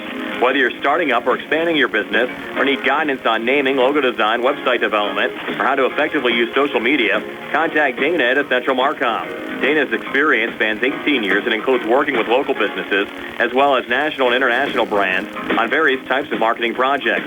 Learn more about Central Marcom's capabilities and view their portfolio at centralmarcom.com. That's ESSENTIALMARCOM.com or email Dana at centralmarcom.com. Bad hair day? Bad day at the office? Bad day behind the wheel? Hey, stuff happens, even to the best of us. At least your car insurance rate doesn't have to take a hit. Get Erie Rate Lock from Erie Insurance. Gives you a great rate that stays put until you change a car, driver, or your address. Plus, seriously good service. Now that's something to smile about. Your Erie agent in Uniontown and Ross Traver Township is Sprowls Insurance Group, 724-437-9812, or go to sprowlsinsurance.com. Erie Rate Lock does not guarantee continued insurance coverage and is not available in all states. Uniontown Detailing offers an all-inclusive auto care experience. Services include full auto detailing, professional ceramic coatings, window tinting, undercoating, paintless dent repair, and more. Uniontown Detailing has moved to a new location on 255 South Mount Vernon Avenue in Uniontown. Stop by and check them out today. Best of luck this season to all local teams from Uniontown Detailing. We're back here at Bailey Park. Still no answers yet. 2-0 Connellsville over Uniontown. Top of the fifth. Still waiting for a decision to be made here at Bailey Park whether this game could resume without a full bank of lights.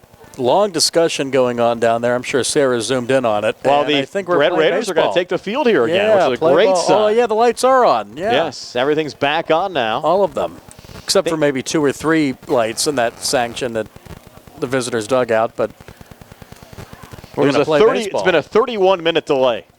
Wow. Yeah, that's something. Yep. We did not predict that. Yep. It was 8:20 when this delay started. It's 8:51 right now. And Billy Dice was saying it was too dark at home plate, but it looks to be good now. And Christian Thomas resuming his warm-ups here, 2-0 Connellsville in the fifth. I think we'll have the last 3 innings of this game, Brian. We kind of wonder, are they going to be comfortable going back to Bigham? That's after true. a 31-minute delay. Poor guy is maybe going to have to exit this game due to the 31-minute delay, but, you know, that's up to the coaching staff. And with 4 perfect innings already under his belt, he's not going to go quietly.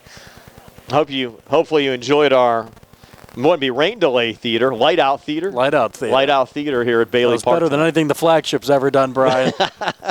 I'll leave it at that. I think our off-the-air conversation, as always, was probably a little more entertaining. Oh, my God. Where's Tony when you need him? Yes. This would have been a perfect game to have Tony here tonight. What's he up to tonight?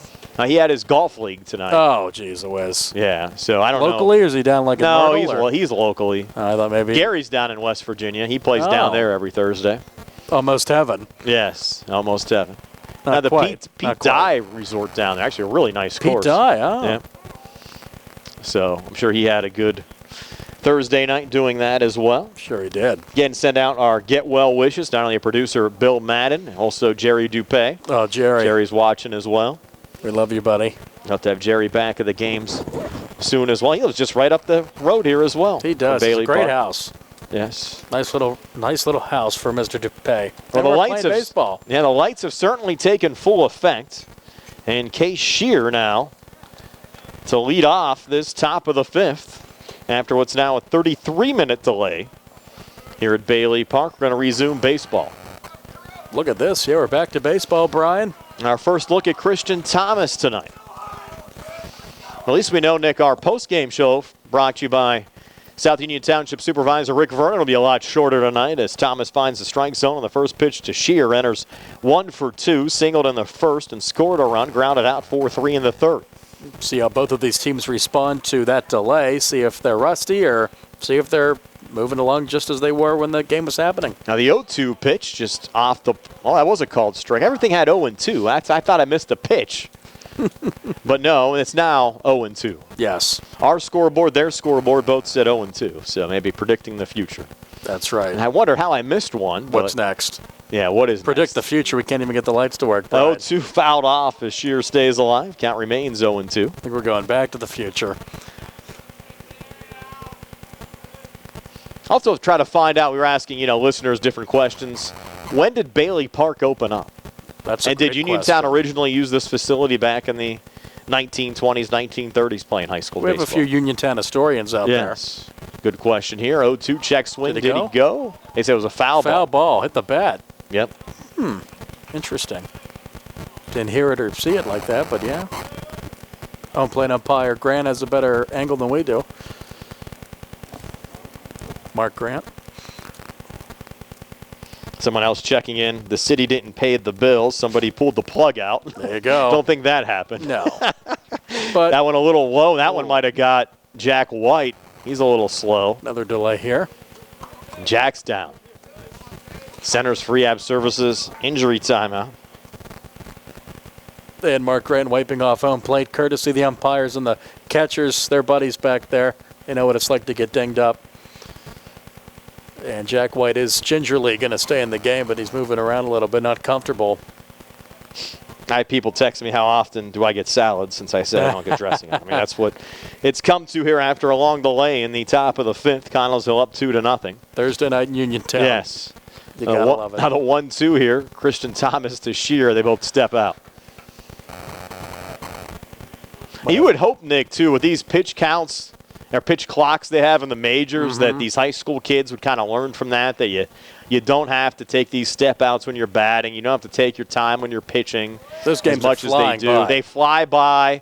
They're entertaining to watch, and it seems like it's really working well for everybody involved. You don't need to, have a minute in between every single pitch. No, those days are over. You have 5 checkovers to first when you have a runner on. It'll take a while for it to matriculate down to high school, maybe. 2-2, Mr. Lowe, and I can certainly understand when they're fighting the shot clock for high school basketball. I don't think we're getting a pitch clock anytime soon. That's true. Still for high school baseball. Do you want a shot clock for high school basketball? I'd love to see it. Yeah, I would agree. I think it'd be much more entertaining. Maryland has one, right? Yeah, and when we did the games down in Maryland, they had the shot clock. Now, do most states, or?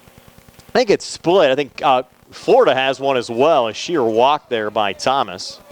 So Shear aboard, nobody out, top of the fifth. Falcons leading it by a score of 2-0. But Florida had it as well when Uniontown played the games down at the KSA Disney tournament. Well, Pennsylvania's sometimes slow to things. As a lifelong resident, both of us. Yeah, we know that. And the main reason against it on the basketball side is the expense of not only all the schools having to install the shot clocks, but you have to pay somebody at every game to operate the clock. Exactly, so yes. Well, we want to create jobs. Yeah, so you would, but the school district's having trouble to some degrees to pay regular bills. Then you have to look at, you're probably talking a couple $1,000s a year between having to buy the original shot clock if you're paying somebody $50 or whatever else it is to run it at not only varsity games, JV games, girls games, boys games, everything else. Now showing bunt, pulling back, pitch a called strike, but head first slide in a second safely there for Shear, gets in a scoring position. And Thomas threw over twice, and Shear gets second, and it's a runner at second, nobody out. Falcons with another runner in scoring position. If you're rejoining us and weren't with us earlier, wondering why is it still in the top of the fifth, we had a 31-minute delay due to the lights going out here at Bailey Park. Actually, they couldn't get them on initially, but now we're good. Called strike again there to Aiden Newmeyer. Corners charging in there. Count now 0-2.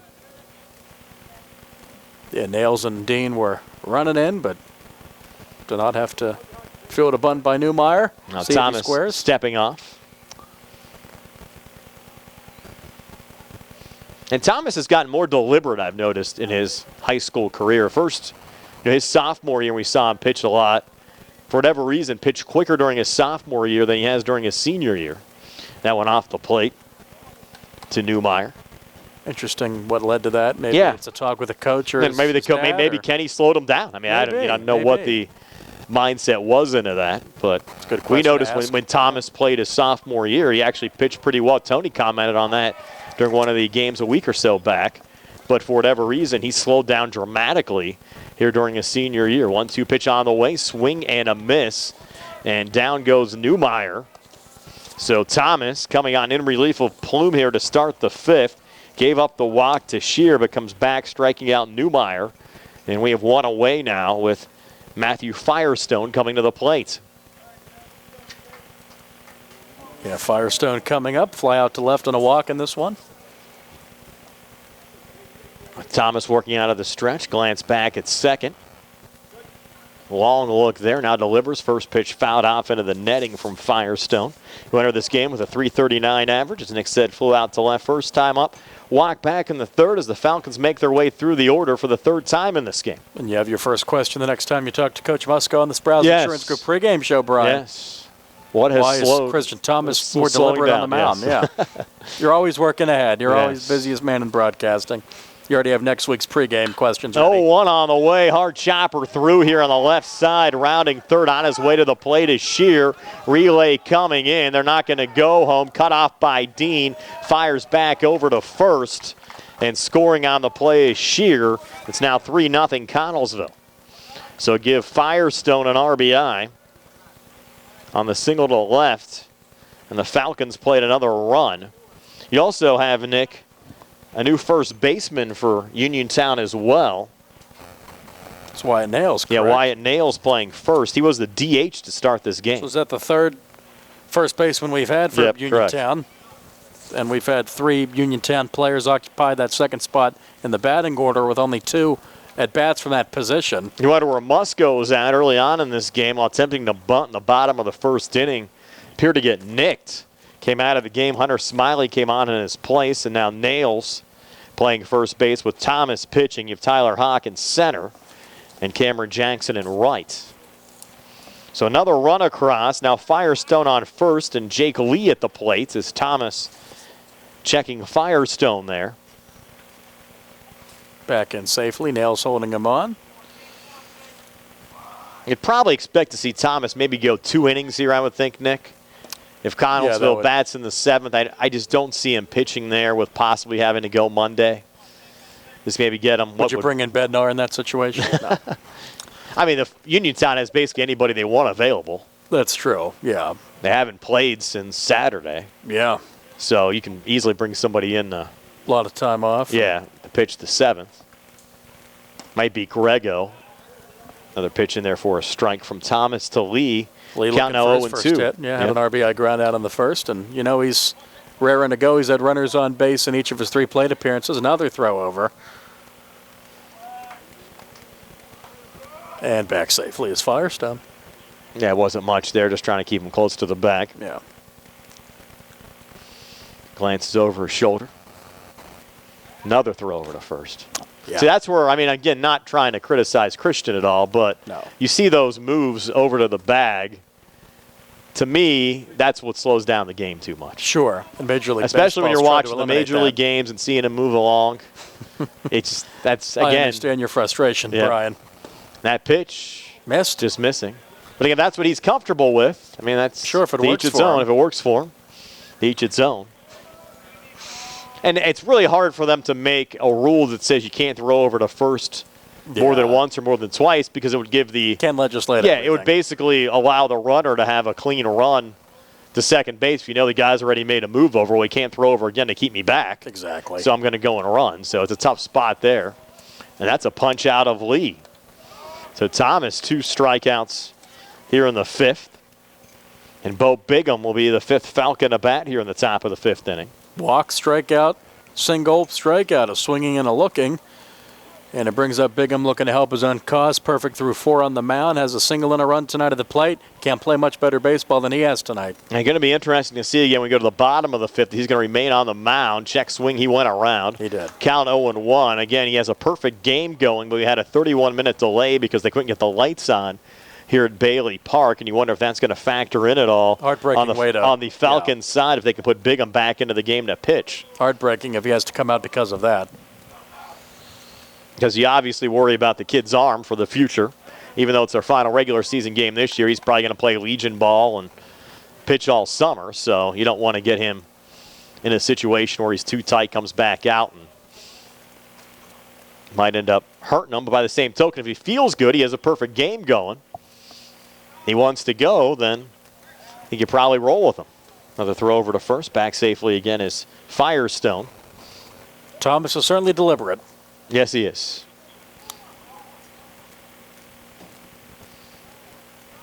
Very slightly. Now the 0-2 is a low. Good block there from White. Runner going, throw down to second, not in time. And after the hesitation, Firestone decided to go and gets into second safely. Now a 1-2 count here on Bigham.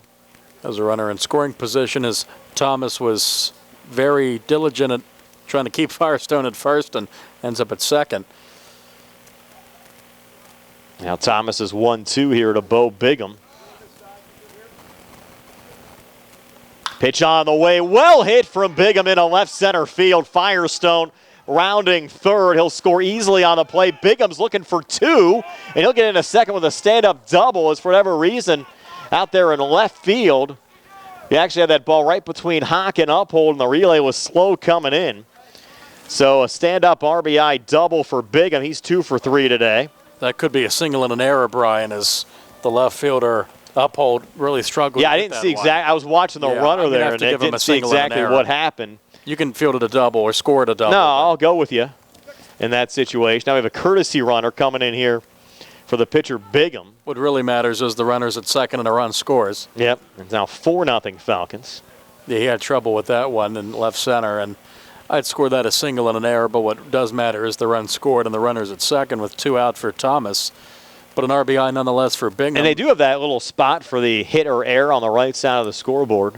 Didn't see it posted up there. They're probably just trying to work out the kinks here as well. Sure. Logan Thomas at the plate. That'd be a suggestion for even an official score down there for future seasons. They're probably running the scoreboard from the dugout. So Falcons add another one. Logan Thomas at the plate takes the first pitch for a strike, 0-1. He had a double in the second and struck out. Thomas facing Thomas. There you go. I love matchups like that. Oh, man. Me and George Will and all the other baseball nerds love this stuff. And Christian Thomas glanced back at Bigham at second. Long look back, now delivers. Pitches low and inside there. It's a Logan Thomas. Who was your favorite baseball player growing up, Nick? Oh, my goodness. I was a Pirate fan in the early 2000s, so that was a rough wasteland of, or what did Dennis Eckersley call it, hodgepodge of nothingness. Yeah. Really like Jack Wilson. I like Jason Bay. Wow, Wilson's an odd. I liked him a lot. I liked the way Tim Tobacco said his name. Yeah. Jack Wilson. Is Tobacco totally done? Yes, I believe Guy Junker now is the full-time. Okay, I didn't know if Tobacco was he's still doing some weekday games. I think he does some day games. I'm heading down in a few weeks for a day game. Yeah. I think he might be totally done, though. I think he just did day games last year. Now he's done. He was phenomenal. He what was. a voice. 1-1 on the way, called strike. He was fantastic. Yeah, it's always nice when you go into venues and you have those PA announcers really make you feel at home that have been there for so many years. Bob Shepard was the legendary voice of Yankee Stadium. The Vince Scully of PA announcing he was called. He passed away a few years ago, but Mr. Tobacco was phenomenal. Now the 1-2 on the way, golf foul. Count remains 1-2. And how about you, Brian? Doug Drabeck, right? Yeah, Doug Drabeck was my favorite Pirate growing up. There you go.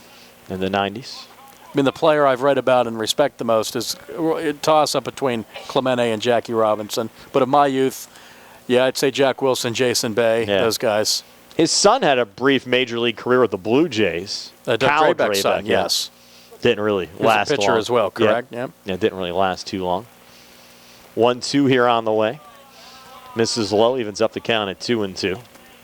I was blessed early on in my childhood to have those runs in 90, 91, and 92, and then talk about the bottom falling out. Yeah, I mean, you had the early 90s. My folks had the 70s, and I guess you had that brief. You had a couple wild card games. They were fun. Yeah, we'll see what happens this year. Heck of an April, not a great May. Yeah.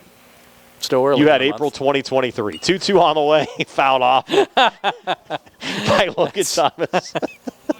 Wow. All you guys, though, I mean, like, we were up here. April You, Tony and Steve are asking me for World Series tickets. And it's like, it's April. Hey, if the Rays make it, I'm going, Brian. I'm putting in my time that's off. Fine. Someone can run the high school game. Probably easy to get tickets down there. Well, for the World Series, it won't be, but for a game this month, Step off here from Christian Thomas. No, they'll sell out the World I actually was Series. watching a program last night. It was stadiums that will probably not exist in the major leagues in the next couple of years. And the Tropicana Field was actually, they had on the list like to be gone by 2026 or 2027. I think it's on the property rolls as a blighted property or an eyesore. That place is bad. I've never been to a game there, and foul tip there by Logan Thomas. The team that plays there is great. The stadium is not. What do you dislike the most about it? Well, it's a dome. I mean, baseball is not meant to be played indoors. It's good to not have rainouts. And I don't know. Do you need a retractable roof there? I would say. I mean, I don't know how you catch a fly ball. There's cables and things hanging from the ceiling, and the roof's the same color as the ball. 2-2, a little low and inside. And you saw Jack Sawinski last week not able to field a pop-up when the Pirates were there, and I don't blame him. He came in and lost the ball. So I think it's worse than losing it in the sun. Sky Dome in Toronto is another dome. Is that retractable these days? It is. Okay, that's retractable. And the roof's not, white like the baseball, I don't think. It's just a miserable time for the outfielders. 3-2 pitch on the way, and another one. You can't beat outdoor baseball. You can't beat Bailey Park or PNC. That's just the way the game was supposed to be played. And PNC is a nice venue. I'll give it that. I don't mind indoor football, but indoor baseball I'm not a huge fan of. Yeah. Indoor baseball or indoor football, you can stay warm in the winter months. Yeah, it doesn't bother me as much. Is the Pirates open, or the Steelers opening up with the 49ers, I understand? They are at home. Yeah. And the Lions-Chiefs are our first game from Westwood 1. Sure, we'll have that game September 7th, unless we have a Pirate game that night. 3-2 now on the way again. Another one fouled. The boys on a long top half of the fifth. We might go an hour from the bottom of the fourth until we get to the bottom of the fifth. And this game was flying by, Brian. This game was You knew there'd be something by. that would stop it. You didn't think it would be the inability to turn the lights on and then a long top half of the fifth. Logan Thomas is the sixth Falcon to bat here in this half inning. Ooh. And that's a called strike 3 to end the top half of the fifth. So finally. Struck out the side. Yes, he struck out the side but gave up 2 runs. Oh, wow. In this top half of the fifth. So finally moving to the bottom of the fifth. 4-0 Connellsville over Uniontown. C. Arparado Group High School Sports Night broadcast presented by Penn Residential, Central Marcom, Amy's Quilt Room, and Jackson Farms Dairy Store. Going on now at C. Arthur Chevrolet. Our customers can save up to $10,000 on a new Silverado with special financing and employee pricing. Chevrolet, find new roads. Offer is valid with purchases of 2022 and 2023 Silverado 1500 Crew Cab with 2.7-liter engine. Includes Chevrolet loyalty. Must have a 2009 Chevrolet passenger car or truck in the same household. Up to $10,000 off approved credit through GM Financial. Residency restrictions apply. While supplies last. Call dealer for all of the details at 724-929-8000. Sale ends May 31st, 2023. Penn Residential is a human services agency providing around-the-clock services and supports for individuals with intellectual and developmental disabilities. Their residential homes are located in local communities to offer residents quality care while also encouraging autonomy. They're a fast-growing company offering rewarding employment opportunities to direct support professionals interested in making positive impacts in the lives of others. DSP positions start at $16 an hour and will receive a full benefit package after 90 days. For more information about current career opportunities, visit PennResidentialInc.com/careers. Attorneys from all over the state and nation advertise in southwestern Pennsylvania for personal injury and workers' comp cases. But most of them send their assistants to do the legwork. You might not even meet your attorney until your first hearing. We're local attorneys, Davis & Davis. We meet directly with our clients, including free consultation, and there are no fees until you receive money on your case. If you've been injured, call Davis & Davis, representing you and your neighbors yesterday, today, and tomorrow. Phone 724-437-2799.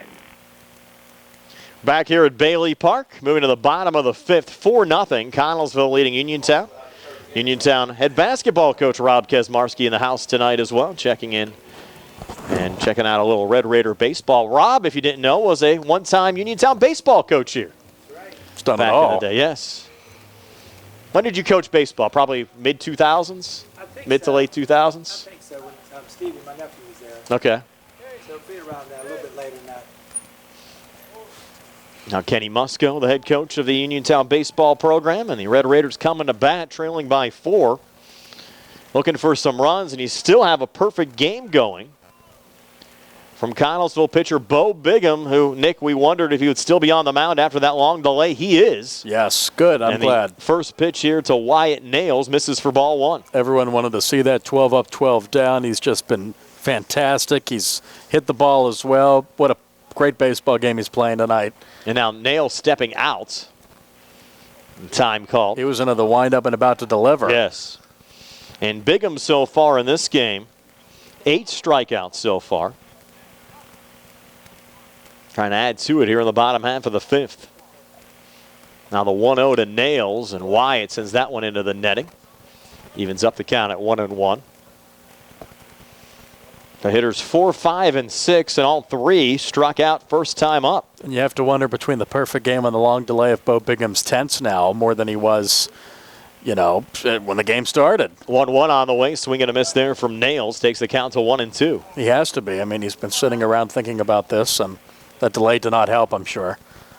Thought somebody was pointing another set of lights went out. Let's hope not. No. Nope. Don't even speak it into existence. 1-2 on the way. Nails fouls off another one. Well, you have your miner's hat and your whatever that is, yeah, little box light. hat.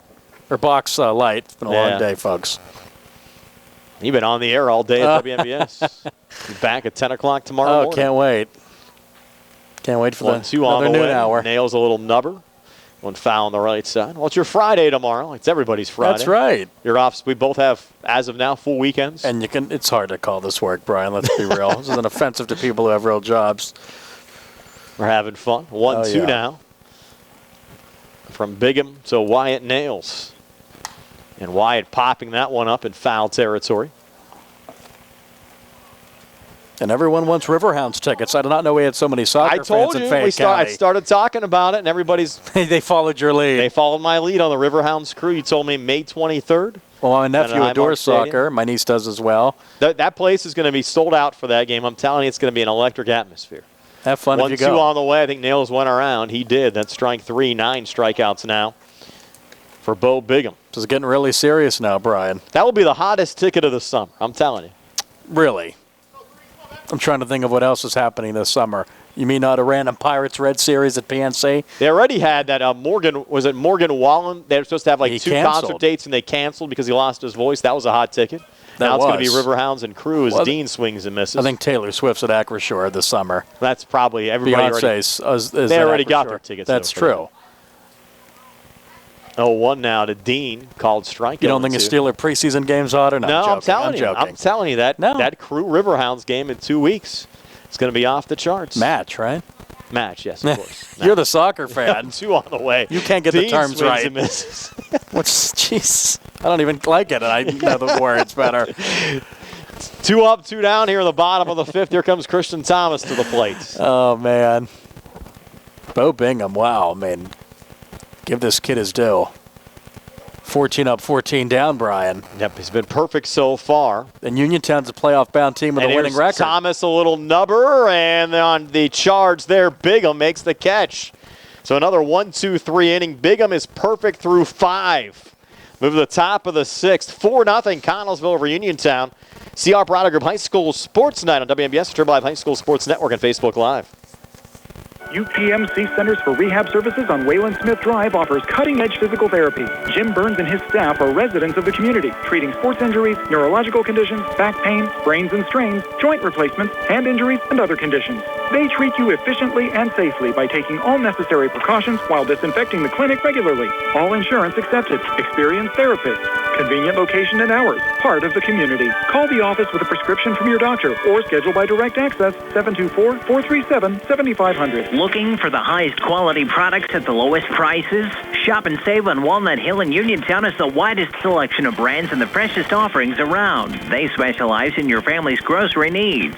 Save big and sign up for the Shop and Save Perks card to get money-saving benefits and discounts on gas. Shop and save. Walnut Hill Road, Uniontown, open 7 a.m. to 10 p.m. every day. Working hard to offer you the best at Shop and Save because it's the just right thing to do. Did you know that you have a choice for your physical therapy provider? NovaCare Rehabilitation offers same-day appointments, and oftentimes you don't need a prescription from your doctor to see us. We will make sure that you are treated as an individual and will work directly one-on-one with you to help achieve your goals. You have tried the rest. Now try the best. NovaCare, Delaware Avenue in Uniontown. Phone 724-437-0556 to schedule your appointment today.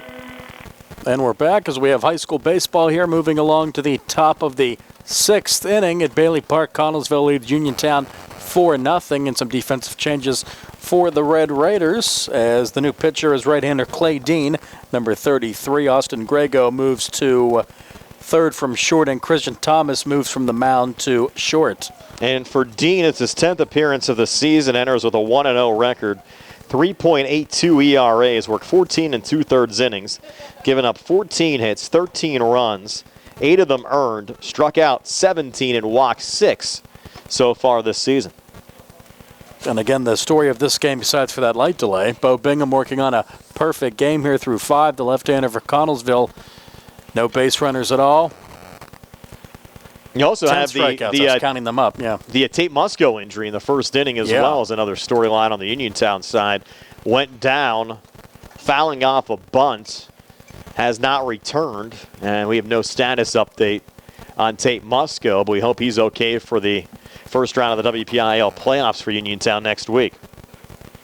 2 runs in the 5th for Connellsville, looking to get some more Piasecki leading things off. Anthony Piasecki's up. He struck out twice. And dare I say, maybe they're trying to put up another crooked number, Brian. Yes, the first time you've used that tonight. Yeah, I've refrained. I've held off. I mean, 2 last inning. I guess that's a crooked number. I'm thinking more 3, 4, 5, but they have 4 overall. Yeah, crooked number. Blame Steve Blass for that one. That's been in my head all my youth. He said that a lot. Here's the 1-0. The right-hander delivers. Dean's offering to Piasecki. This one's popped up foul to the right. It's one of the few venues you could actually say, Nick, that if something crazy happens, you'll walk home. It really won't even be that strenuous because you literally live right down the road. It's not like Jim Roker promising a walk home from Pittsburgh to Philadelphia. It's like 2 blocks to your house. That's right. I will walk home. How about I'll walk home if we have another light delay? We'll go with that. I'll leave my brand new car in the parking lot. Just walk back later and get it. I'll get it. Yeah, I'll get it tomorrow. Yes. That one missed 2-1. Or is that a strike? They called it a strike. They called 1 it a strike. and 2. Excuse me, Mark Grant calling that a strike. And it's 1-2. Piasecki at the dish. Right-hander Dean, his first inning of relief work. The right-hander kicks in, delivers fastball again. Fouled off the other way to the right, into the trees. This is the 3rd game you've worked with us this spring, Nick, and you've not had a normal game. You had the long delay the first one. We got hit by a baseball in the second one, and now you have a light out delay on this one. I don't think you've had a normal game your whole career. Baseball, it seems like something always happens. Always entertaining. It's a great sport, but man, always something happening. It seems like basketball and football, you just go and do the game. Baseball, we have lights and we have... I didn't even tell you, Nick, when I got here, they actually they have run an extension cord out up to us all the time. They're working to get the electricity in here, and it was stolen before the game. Oh, my goodness. So they're basically trying to look through security footage to find out who stole the city's power cord. I had to bring my own, and we ran power. You could write a book, Brian. Yes. We could all write books. I was hoping I had an extension cord in the car. If not, I was going back to the station to get power because somebody stole the power cord they ran for us, I guess, earlier on today. So what are you going to do? Wow. Yeah. Counts full. I don't know what to say to that. An adult delinquent, maybe? Yes. 3-2 on the way. Pisecki fouls it off. The funny thing is, how could you walk through the park? It was a long cord. Yeah, so in the middle of the day, you go and you walk off with an extension cord and nobody. I can't even, as the kids say. Like you're walking through the park. Oh, it's a nice extension cord. Nice extension cord. Why not? Nice day. They aren't using it. Uniontown players going to find that baseball. Good luck, kids. Good luck.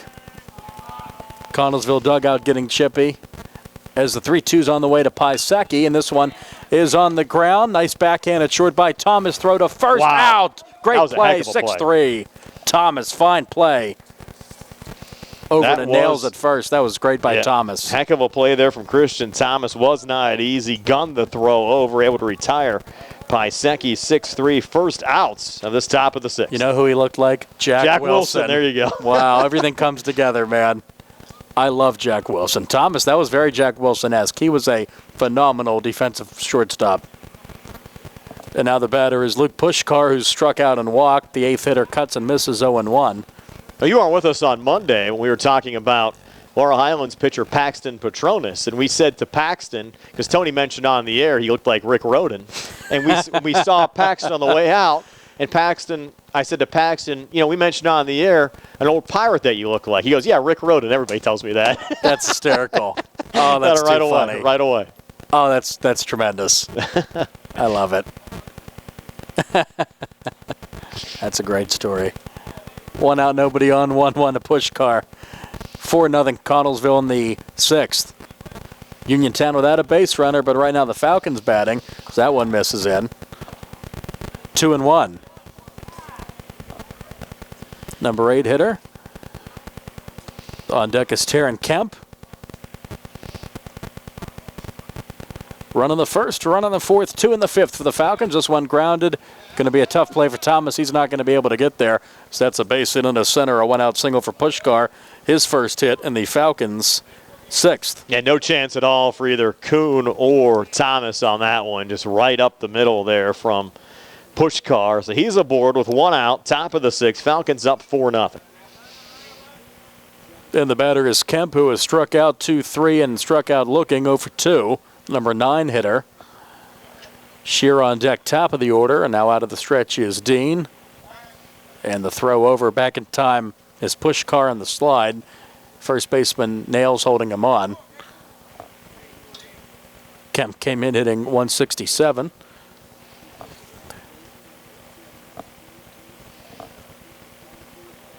Excuse me, that's number 8. We have a pinch hitter. I'm sorry. Wow. Yep. There we go. At least I caught it eventually. That's Graydon Gillett. Or Gillott. Gillott. Yeah, Gillott. Yeah.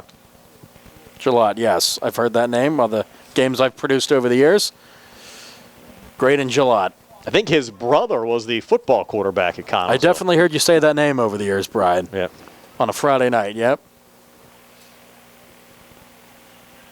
So Mr. Gillott's up number 8. Glad I caught that eventually. Throw over. Batting for Kemp, excuse me. So if Kemp comes back into the game, Gillott can't re-enter. Okay. It's an interesting quirk in the role. That's always, it's been like that for high school baseball since I've been doing games. That's interesting. And now you know the rules about the lights. Yes. This one's on the ground, foul to the right. Down the I see that's what Jimmy Burns was telling us. You can't play without a full set. But from what Billy Dice was telling us as well, it was darker on home plate. Well, who do you believe more? No. So I think it's a combination of both. Exactly. They probably could not play, but it was also dark. Yeah, it was too dark at home. It was too dark at home, and also you couldn't play anyway. It's not like being dark in the right field corner. You want it to be bright at home, for goodness sake. So runner at first, 1 out is Gillott. Bats for Kemp in the 9 spot. Dean is into the stretch. 4-0 Connellsville in the 6th as the Red Raiders have not had a base runner. Falcons have had a bunch. And that's a swing and a foul tip. Held on to by White. Strikeout. 2 away with a runner at first, top of the order, Shearer. So here's what I'm presently getting a kick out of. You have the Uniontown bench players up in the woods now with flashlights trying to retrieve those balls. It's been a night, Brian. Yeah. It's been a night. I mean, they actually have the flashlights out trying to find them. It's funny. I can't even, yeah. It's been one of those nights. It's getting late early out there, as Yogi would say. Shearer's walk, singled, scored twice, stole a base, grounded out. This one's on the ground to third. Grego charging, will glove it, throws, and a dugout by Nails for the out, 5-3. Great play by Thomas at short to start. Great play by Nails at first and the inning. And we have no runs on a hit, no errors, and 1 left.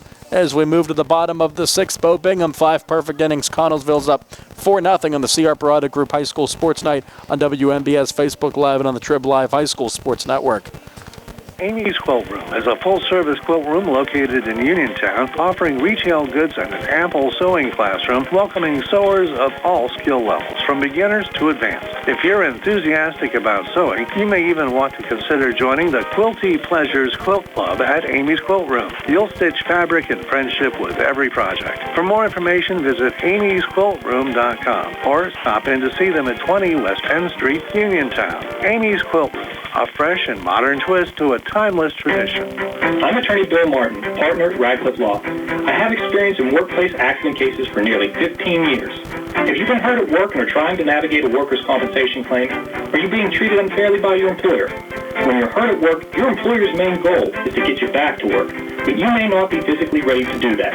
If you find yourself in a similar situation, call us at Radcliffe Law, 724-439-3939. We'll meet with you at no cost. Radcliffe Law, making the law personal. Good times and good food. It's all at Potter's Bar and Grill on Morgantown Street in Uniontown, family owned and operated. Potter's has been a staple in the Uniontown community since 1950. So get out of the house and make your next night out at Potter's Bar and Grill on Morgantown Street in Uniontown. Call them up at 724-438-9835. That's 724-438-9835. Or visit Potter's on Facebook. We'll see you at Potter's. High school baseball here, bottom of the 6th inning. Connellsville leads Uniontown 4-0. Red Raiders have not had a base runner through 5 as Bo Bingham has pitched a perfect 5 innings. He's just mowed them down. Mostly strikeouts, couple of pop-outs and ground-outs. Nothing to the outfield at all. And that's a strike. So he's just got to get through 6 more batters. Tyler Hawk is the batter. Right fielder popped out to short in the 3rd. The left-hander kicks and comes home, trying to bunt for a hit. Why not? And he did not go. He appealed down to first base, and the first base umpire, Bill Schonheimer, says he did not swing 1-1. So Bingham's pitched a gem tonight, Brian. Yes, he has. See if he can keep it going here. Again, perfect as we work here in the bottom of the 6th. Squaring the bunt is Hawk and fouling it off, and don't think he'll square now with 2 strikes. So that fouled off. Charging in from 3rd was Pisecki. Bingham's been masterful. 2 strikeouts in the 1st, 3 in the 2nd, 1 in the 3rd, 2 in the 4th, 2 last inning. And that's strike 3. Wow. Called strike 3, caught the outside part of the plate. Hawk is over, so's everyone, and Uniontown's down to their last 5 outs. Tanner Uphold, the batter, left fielder, grounded to first, one of the few Red Raiders to make contact. There actually was a fly out to center. Grego flew out to center. So that was a nice catch, too. There was, yes. There was one ball in the outfield, excuse me. That was a diving catch, actually, to keep the perfect game alive. I'm remembering it now. That was to end the bottom of the 4th. Missed it here on the card. But the listeners, I mean, I make so many mistakes, it's hard for them to keep up. That one misses. Inside. There we go. Scoreboard up today. Kicking the come home. That one misses. Fastball, low. 1 out, nobody on. Then Uniontown down 4-0 without a base runner. And this one is grounded a second. And a 4-3 put out there. Fine play by Newmeyer. Was not an easy stop there either for Aiden Newmeyer. No, it was not. A 4-3 put out. Newmeyer keeps the perfecto going. Uniontown down to their last 4 outs. And Bingham trying to at least get through the 6th perfect. And the batter is Jack White, the catcher, who struck out swinging in the third. And if you're into the 6th inning and it's only your second at bat, you know you're facing a gem tonight from Bingham, and that's certainly been the case. That one's outside, ball 1. And the left-hander kicks in, comes home. That one misses low. You probably didn't think when you walked into Bailey Park, though, tonight, Nick, that you'd be watching a perfect game, at least into the bottom of the 6th. No. Never know what you're going to see at the Diamond. It's the beauty of baseball and of sports in general.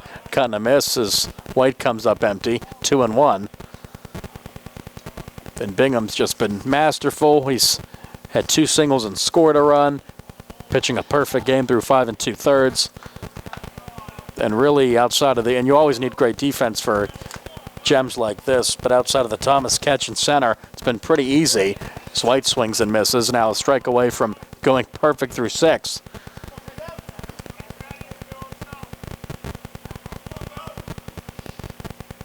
Bingham's delivery, the left-hander, fouling it away is White. So you want baseball or high school baseball to adopt the pitch clock, but you don't want them to lengthen the game to 9 innings. You think 7's good?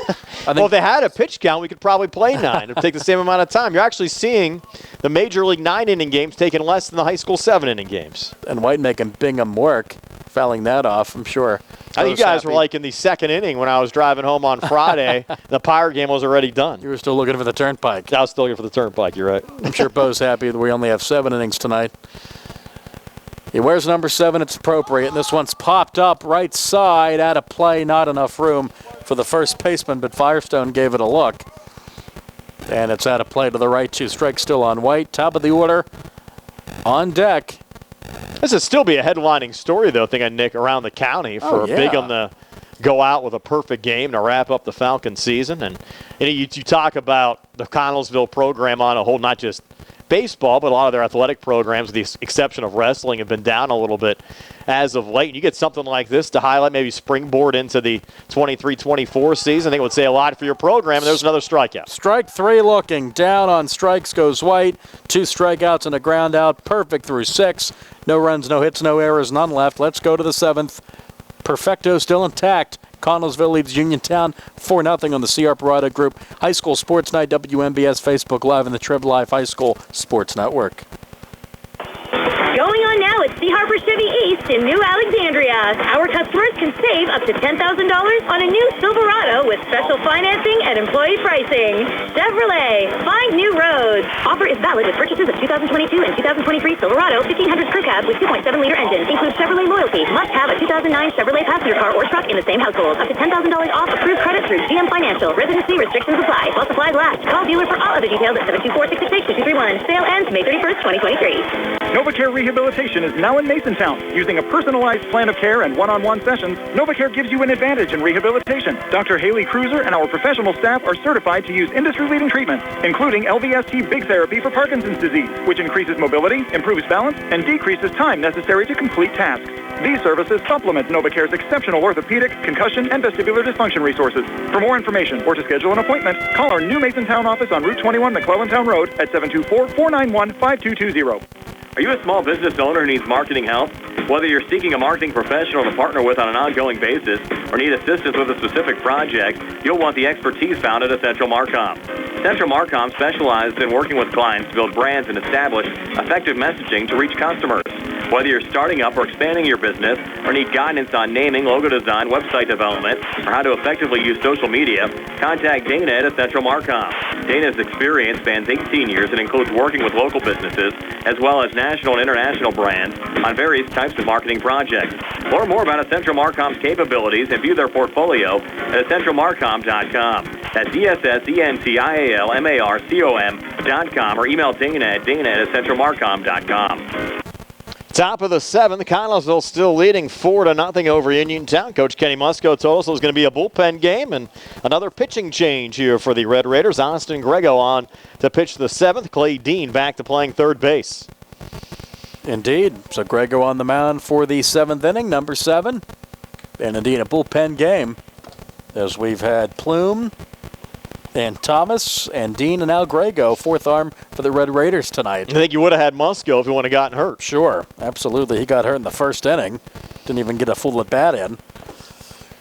So here we go for Connellsville. They're up 4-0. The big story, though, is going to be headed to the bottom of the 7th as Bo Bigham still with a perfect game through 6. And we'll see if he can close it out. The Red Raiders, though, Nick, will have the top of the order due up in that bottom of the 7th. Mason Kuhn, Tate Musco. It was Tate Musco's original spot. I think that's Jackson probably now. going to be Jackson batting in that spot now, and then Grego. Yeah, it should be a lot of fun. Good luck to him, and going to have a lot of drama here. So here's Newmeyer starting the top half of the inning. Swings at the first pitch and sends it foul down the third base line. So Newmeyer, Firestone, and Lee for Connellsville here in the top of the 7th. Uniontown hasn't even had a base runner. Again, it's been a perfect game for Bo Bigham on the Connellsville side. Now the 0-1 pitch here, called strike, and 0-2 now to Aiden Newmeyer. Newmeyer struck out twice, was also hit by a pitch back in the first inning. Now Grego trying to finish him off. 0-2 pitch on the way. That one high and inside takes us to 1-2.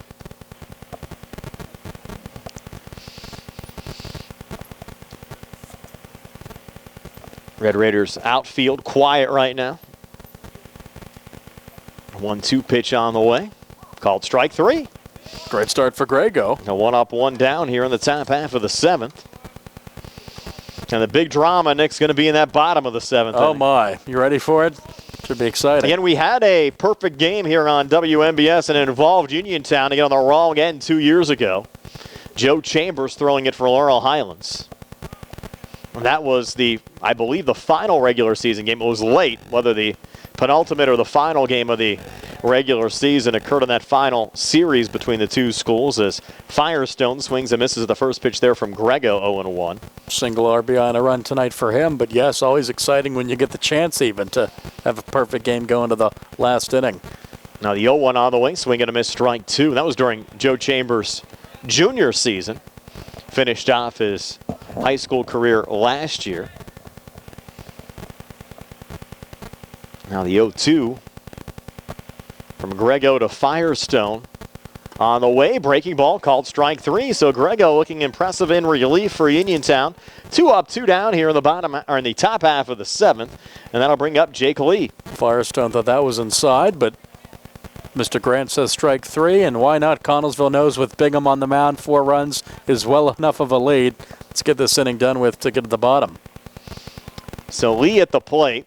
Had an RBI back in the first inning, but has struck out in his last 2 at-bats and takes a strike here from Grego behind 0-1. Another baseball-type question for you, Nick. When you have a 31-minute delay like we had in this game, would that factor into the official time of the game? Oh, absolutely, yeah. Rain delays do. So the rain delays do count as far as the official time of the game. So you put in the box score. Well, I've heard it announced as, 2 hours and 18 minutes plus a 40-minute rain delay. So it would probably be probably not counted. You'd probably minus it off the official time and factor in. You would note it. I would write it down. If I were at PNC with my scorebook, I would. 1-1 on the way. Well hit here from Lee, deep to left field. And that ball just went foul. Went foul. And he put a shot into that one. Gave it a ride down the left field line, but yeah, just going foul. And Lee looking for his first hit tonight, does have an RBI ground out. And thought he had at least a double. But no, foul ball. Stanley checking in on our live stream, thanking us for the broadcast. Hello, Stanley. I know you're one of our regular listeners and watchers. Oh, Stanley's an OG. Live. Yes. And now the 1-2 here from Grego to Lee. Swing and a miss, strike 3. So Grego comes on and strikes out the side here in the top half of the 7th inning. The question is, can Bo Bigham remain perfect? Nick Barchak will bring you the bottom half of the 7th when we come back here on the CR Piranha Group High School Sports Night broadcast presented by Penn Residential, Central Marcom, Amy's Quilt Room, and Jackson Farms Dairy Store. Does your car sound like it's saying, trade me in, trade me in, every time you start it up? Well, go to Ford of Uniontown and trade it in. That's right, your Uniontown Ford dealer is ready to assist you with a new or pre-owned car, truck, or SUV purchase. Ford of Uniontown has all the deals, all the inventory, and they are ready to deal. It has never been a better time to buy a Ford. Service is their top priority. No matter where you purchase your Ford car or truck, Ford of Uniontown will be happy to service it for you. They offer Ford-trained technicians, Ford-certified parts and service, 1-year, 12,000-mile parts warranties, and new state-of-the-art service equipment. Call or stop in today to see the hometown service of Ford of Uniontown, Route 40 West across from Applebee's. So listen to your car the next time you hear it say, "Trade me in! Trade me in!" Ford of Uniontown, Route 40 at the top of the hill. On the go? No time to stop? That's when you'll love Peach & Pharmacy's curbside pickup at Peach & Market in downtown Connellsville. Next time you have a prescription to get, let Peach & Pharmacy make it easy for you. Call ahead at 724-626-9600 or send a message. Let friendly curbside pickup keep you right where you want to be, in the driver's seat. Peach & Pharmacy, your local pharmacy. Here we go, bottom of the 7th. Brian Morozak's alongside Sarah Camp, Billy Dice, and Bill Madden in our WVU Medicine Uniontown Hospital studios. I am Nick Barczyk, and Bo Bingham carrying a perfect game into the 7th inning, bottom of the 7th, last half inning of regulation. And high school baseball, he's been great through 6. What does he have? 12 strikeouts. Just been great. Did you ever think, Nick, lead. you ever think he could have an opportunity to call a perfect game? No, I'm numb. I did not think that today. But Bo Bingham's been great. Then coming up to try to break it up is Mason Kuhn. Top of the order for Uniontown in the bottom of the 7th. The second baseman has struck out swinging twice. And no base runners for the Red Raiders. Here comes the lefty. Bingham ready. Fouled off 0-1. Kuhn came into the game with a .262 average. Remember his dad, JC, big-time boxer around the area, Nick.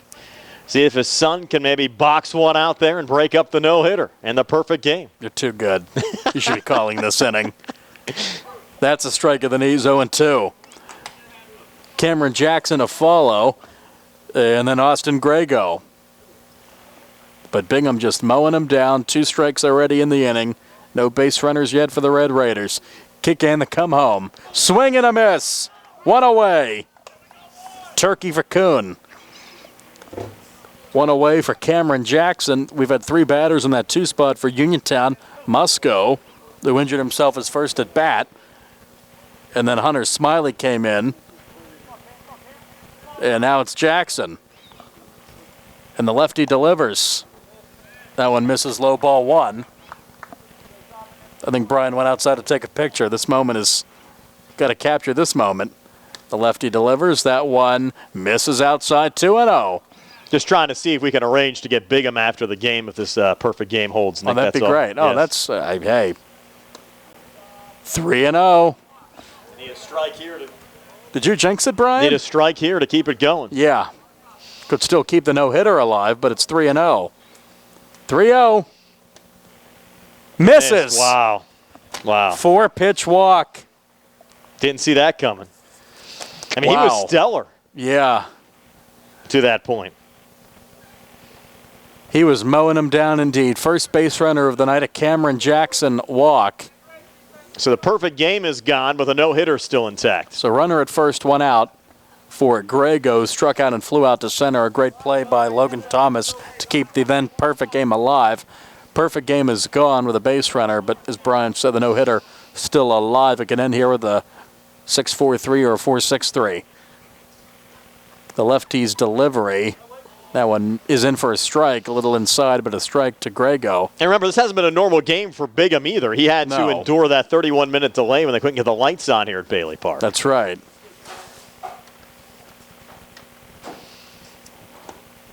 And that one's in for a strike. Grego now behind 1-2. So still Bingham nothing to hang his head about.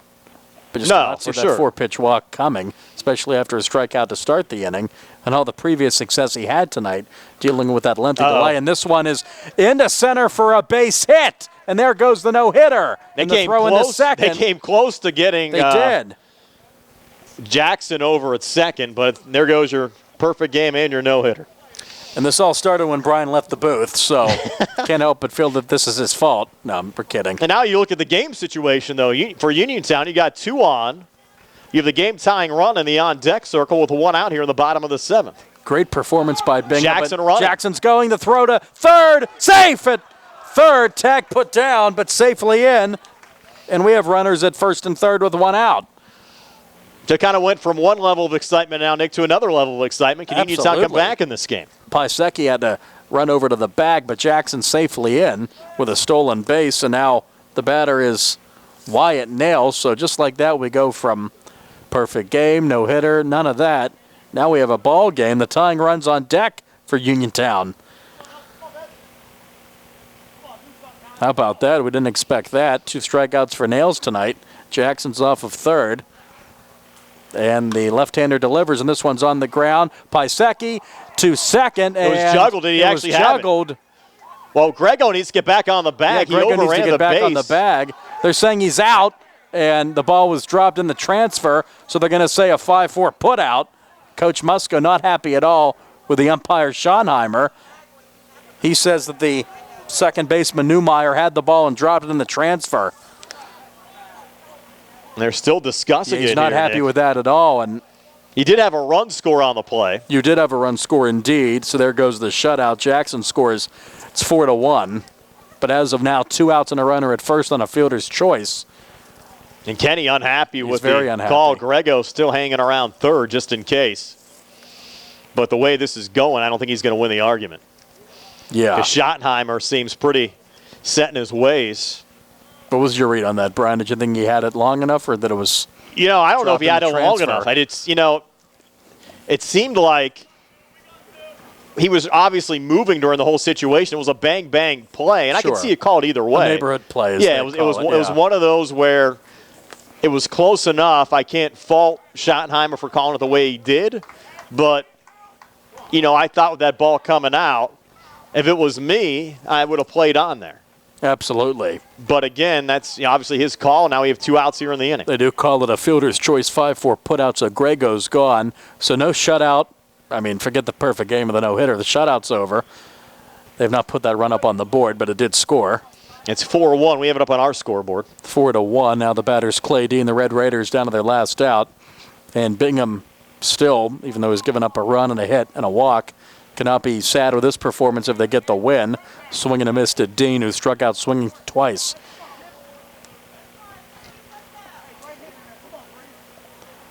Nails off of first, and holding him on is the first baseman Firestone. Caught in a miss, and that is strike 3, and that's the ball game. So 2 strikes were on Dean. He swings and misses. That ends the inning and ends the ball game. So no perfect game, no hitter, not even a shutout, but it is a win for the Falcons. 4-1, back to wrap it up on the other side. Final tonight from Bailey Park. Connellsville beats Uniontown 4-1. Stay tuned for a post-game show brought to you by South Union Township Supervisor Rick Vernon. Comes your way next on the C.R. Parada Group High School Sports Night on WMBS Facebook Live and on the Trip Live High School Sports Network. South Union Township Supervisor Rick Vernon has spent his life helping others. Now, in his 18th year of service, Rick wants to continue as supervisor and is seeking re-election. Democrats can vote for Rick because he's on your ballot. And Republicans, you can write in Rick Vernon on your paper ballot. Let's keep a great team together so Rick can continue to work hard with fellow Republican supervisors Bob Schiffbauer and Jason Scott. Vote for Rick Vernon for Township Supervisor. Paid for by the candidate. Pizza, beer, atmosphere. It's all at Mom Maruka's Pizza, located on Barton Mill Road in Uniontown. Mom Maruka's is your prime spot to enjoy local high school sports. Family owned and operated, the Sampson family carries on the tradition of homemade pizza, salads, wings, and the best Italian hoagie and homemade bruschetta in town. Mom Maruka's is open Monday through Saturday from 4 to 10 for indoor and outdoor dining and takeout. Don't forget Mom's catering services for your next party or gathering. Call 724-438-9066 or visit MomMarukaPizza.com for their menu and live music schedule. Attorney Tripp Radcliffe of Radcliffe Law. I've practiced law in Fayette County for over 40 years. The success of our firm is the result of our clients trusting us to make the best decisions on their behalf when they are injured in an accident. We tell our clients, you get yourself better, we will deal with the rest. If you've been hurt in an accident, call us today to set up a free consultation, 724-439-3939. We have Saturday appointments for your convenience. Radcliffe Law, making the law personal. When your car is damaged, the name to remember is Ted Silva & Son Body and Fender Repair. Ted Silva & Son offers complete collision service, minor to major repairs, frame and unibody repair, and glass installation. They will gladly blueprint your vehicle for repair, and they will work with your insurance company. Call 724-437-2351 for Ted Silva and Son Body and Fender Repair, LLC. Proud to sponsor local high school sports. For farm fresh dairy products, stop in Jackson Farms Dairy Store, Route 40 at Briar Hill. Enjoy delicious hot deli items available Monday through Friday. Eat in or take out. Jackson Farms Dairy Store features quality dairy products, the most delectable homemade ice cream you'll ever eat. And now available at Jackson Farms is our own farmhouse cheddar cheese and cheese curds. Why not stop in Jackson Farms today? Farm fresh milk, straight off the farm. Jackson Farms. Did you know that you have a choice for your physical therapy provider? NovaCare Rehabilitation offers same-day appointments, and oftentimes you don't need a prescription from your doctor to see us. We will make sure that you are treated as an individual and will work directly one-on-one with you to help achieve your goals. You have tried the rest. Now try the best. NovaCare, Delaware Avenue in Uniontown. Phone 724-437-0556 to schedule your appointment today. The Catholic War Veterans Post 1669 in Hopwood is a veterans organization located in Fayette County since 1950. They are proud to advertise on WMBS sports programs and to contribute to the Veterans Hospital, local sports teams, and scouting organizations. Best of luck to all of our local teams from the Catholic War Veterans Post 1669 in Hopwood. Let's face it, sometimes local is just better. Locally grown, locally sourced, shop local, eat local. What about local expertise? At Allstate, Russ Blejo is just that, a local. So contact Uniontown area Allstate agent Russ Blejo so Russ can help you with protection that's right for you and the things you love most. Allstate, are you in good hands? Subject to terms, conditions, and availability. Allstate Fire and Casualty Insurance Company and Affiliates, Northbrook, Illinois. Connellsville 4-1 win over Uniontown. Back in our post-game show brought to you by South Union Township Supervisor Rick Vernon. Here's Nick with your game recap. Thank you, Brian. We thought we'd have a perfect game from Bo Bingham. Not to be, as he had a 4-pitch walk with one out in the 7th, and the Red Raiders were able to get a hit. They eventually scored a run, but what a line for Bingham. The complete game, 7 innings with 1 run, 1 earned, came in the 7th. 14 strikeouts, and 1 walk. And your final game totals for the visiting Falcons, who win tonight 4-1. 4 runs on 6 hits, no errors, and 6 left. And for the Red Raiders, they did not do anything with the bats until that 7th inning. It's once across the board, 1 run, 1 hit, 1 error, and 1 left as Bingham gets the complete game win and took that perfect game with into the 7th inning, going 6 1/3. Perfect. Final score tonight, Falcons beat the Red Raiders Connellsville over Uniontown 4-1. Again, the playoff pairings come out tomorrow. We'll have the matchups posted on the WMBS Facebook page. Nick, enjoyed it as always. Absolutely, Brian. That was fun. That's the regular season playoff time. Yes, it is. For Nick Barczyk, Sarah Camp, Billy Dice, and Bill Madden back inside our WPIAL Medicine Uniontown Hospital studios is Brian Morozak saying have yourselves a pleasant good evening. Your final score from Bailey Park, Connellsville 4 and Uniontown 1. So, everybody.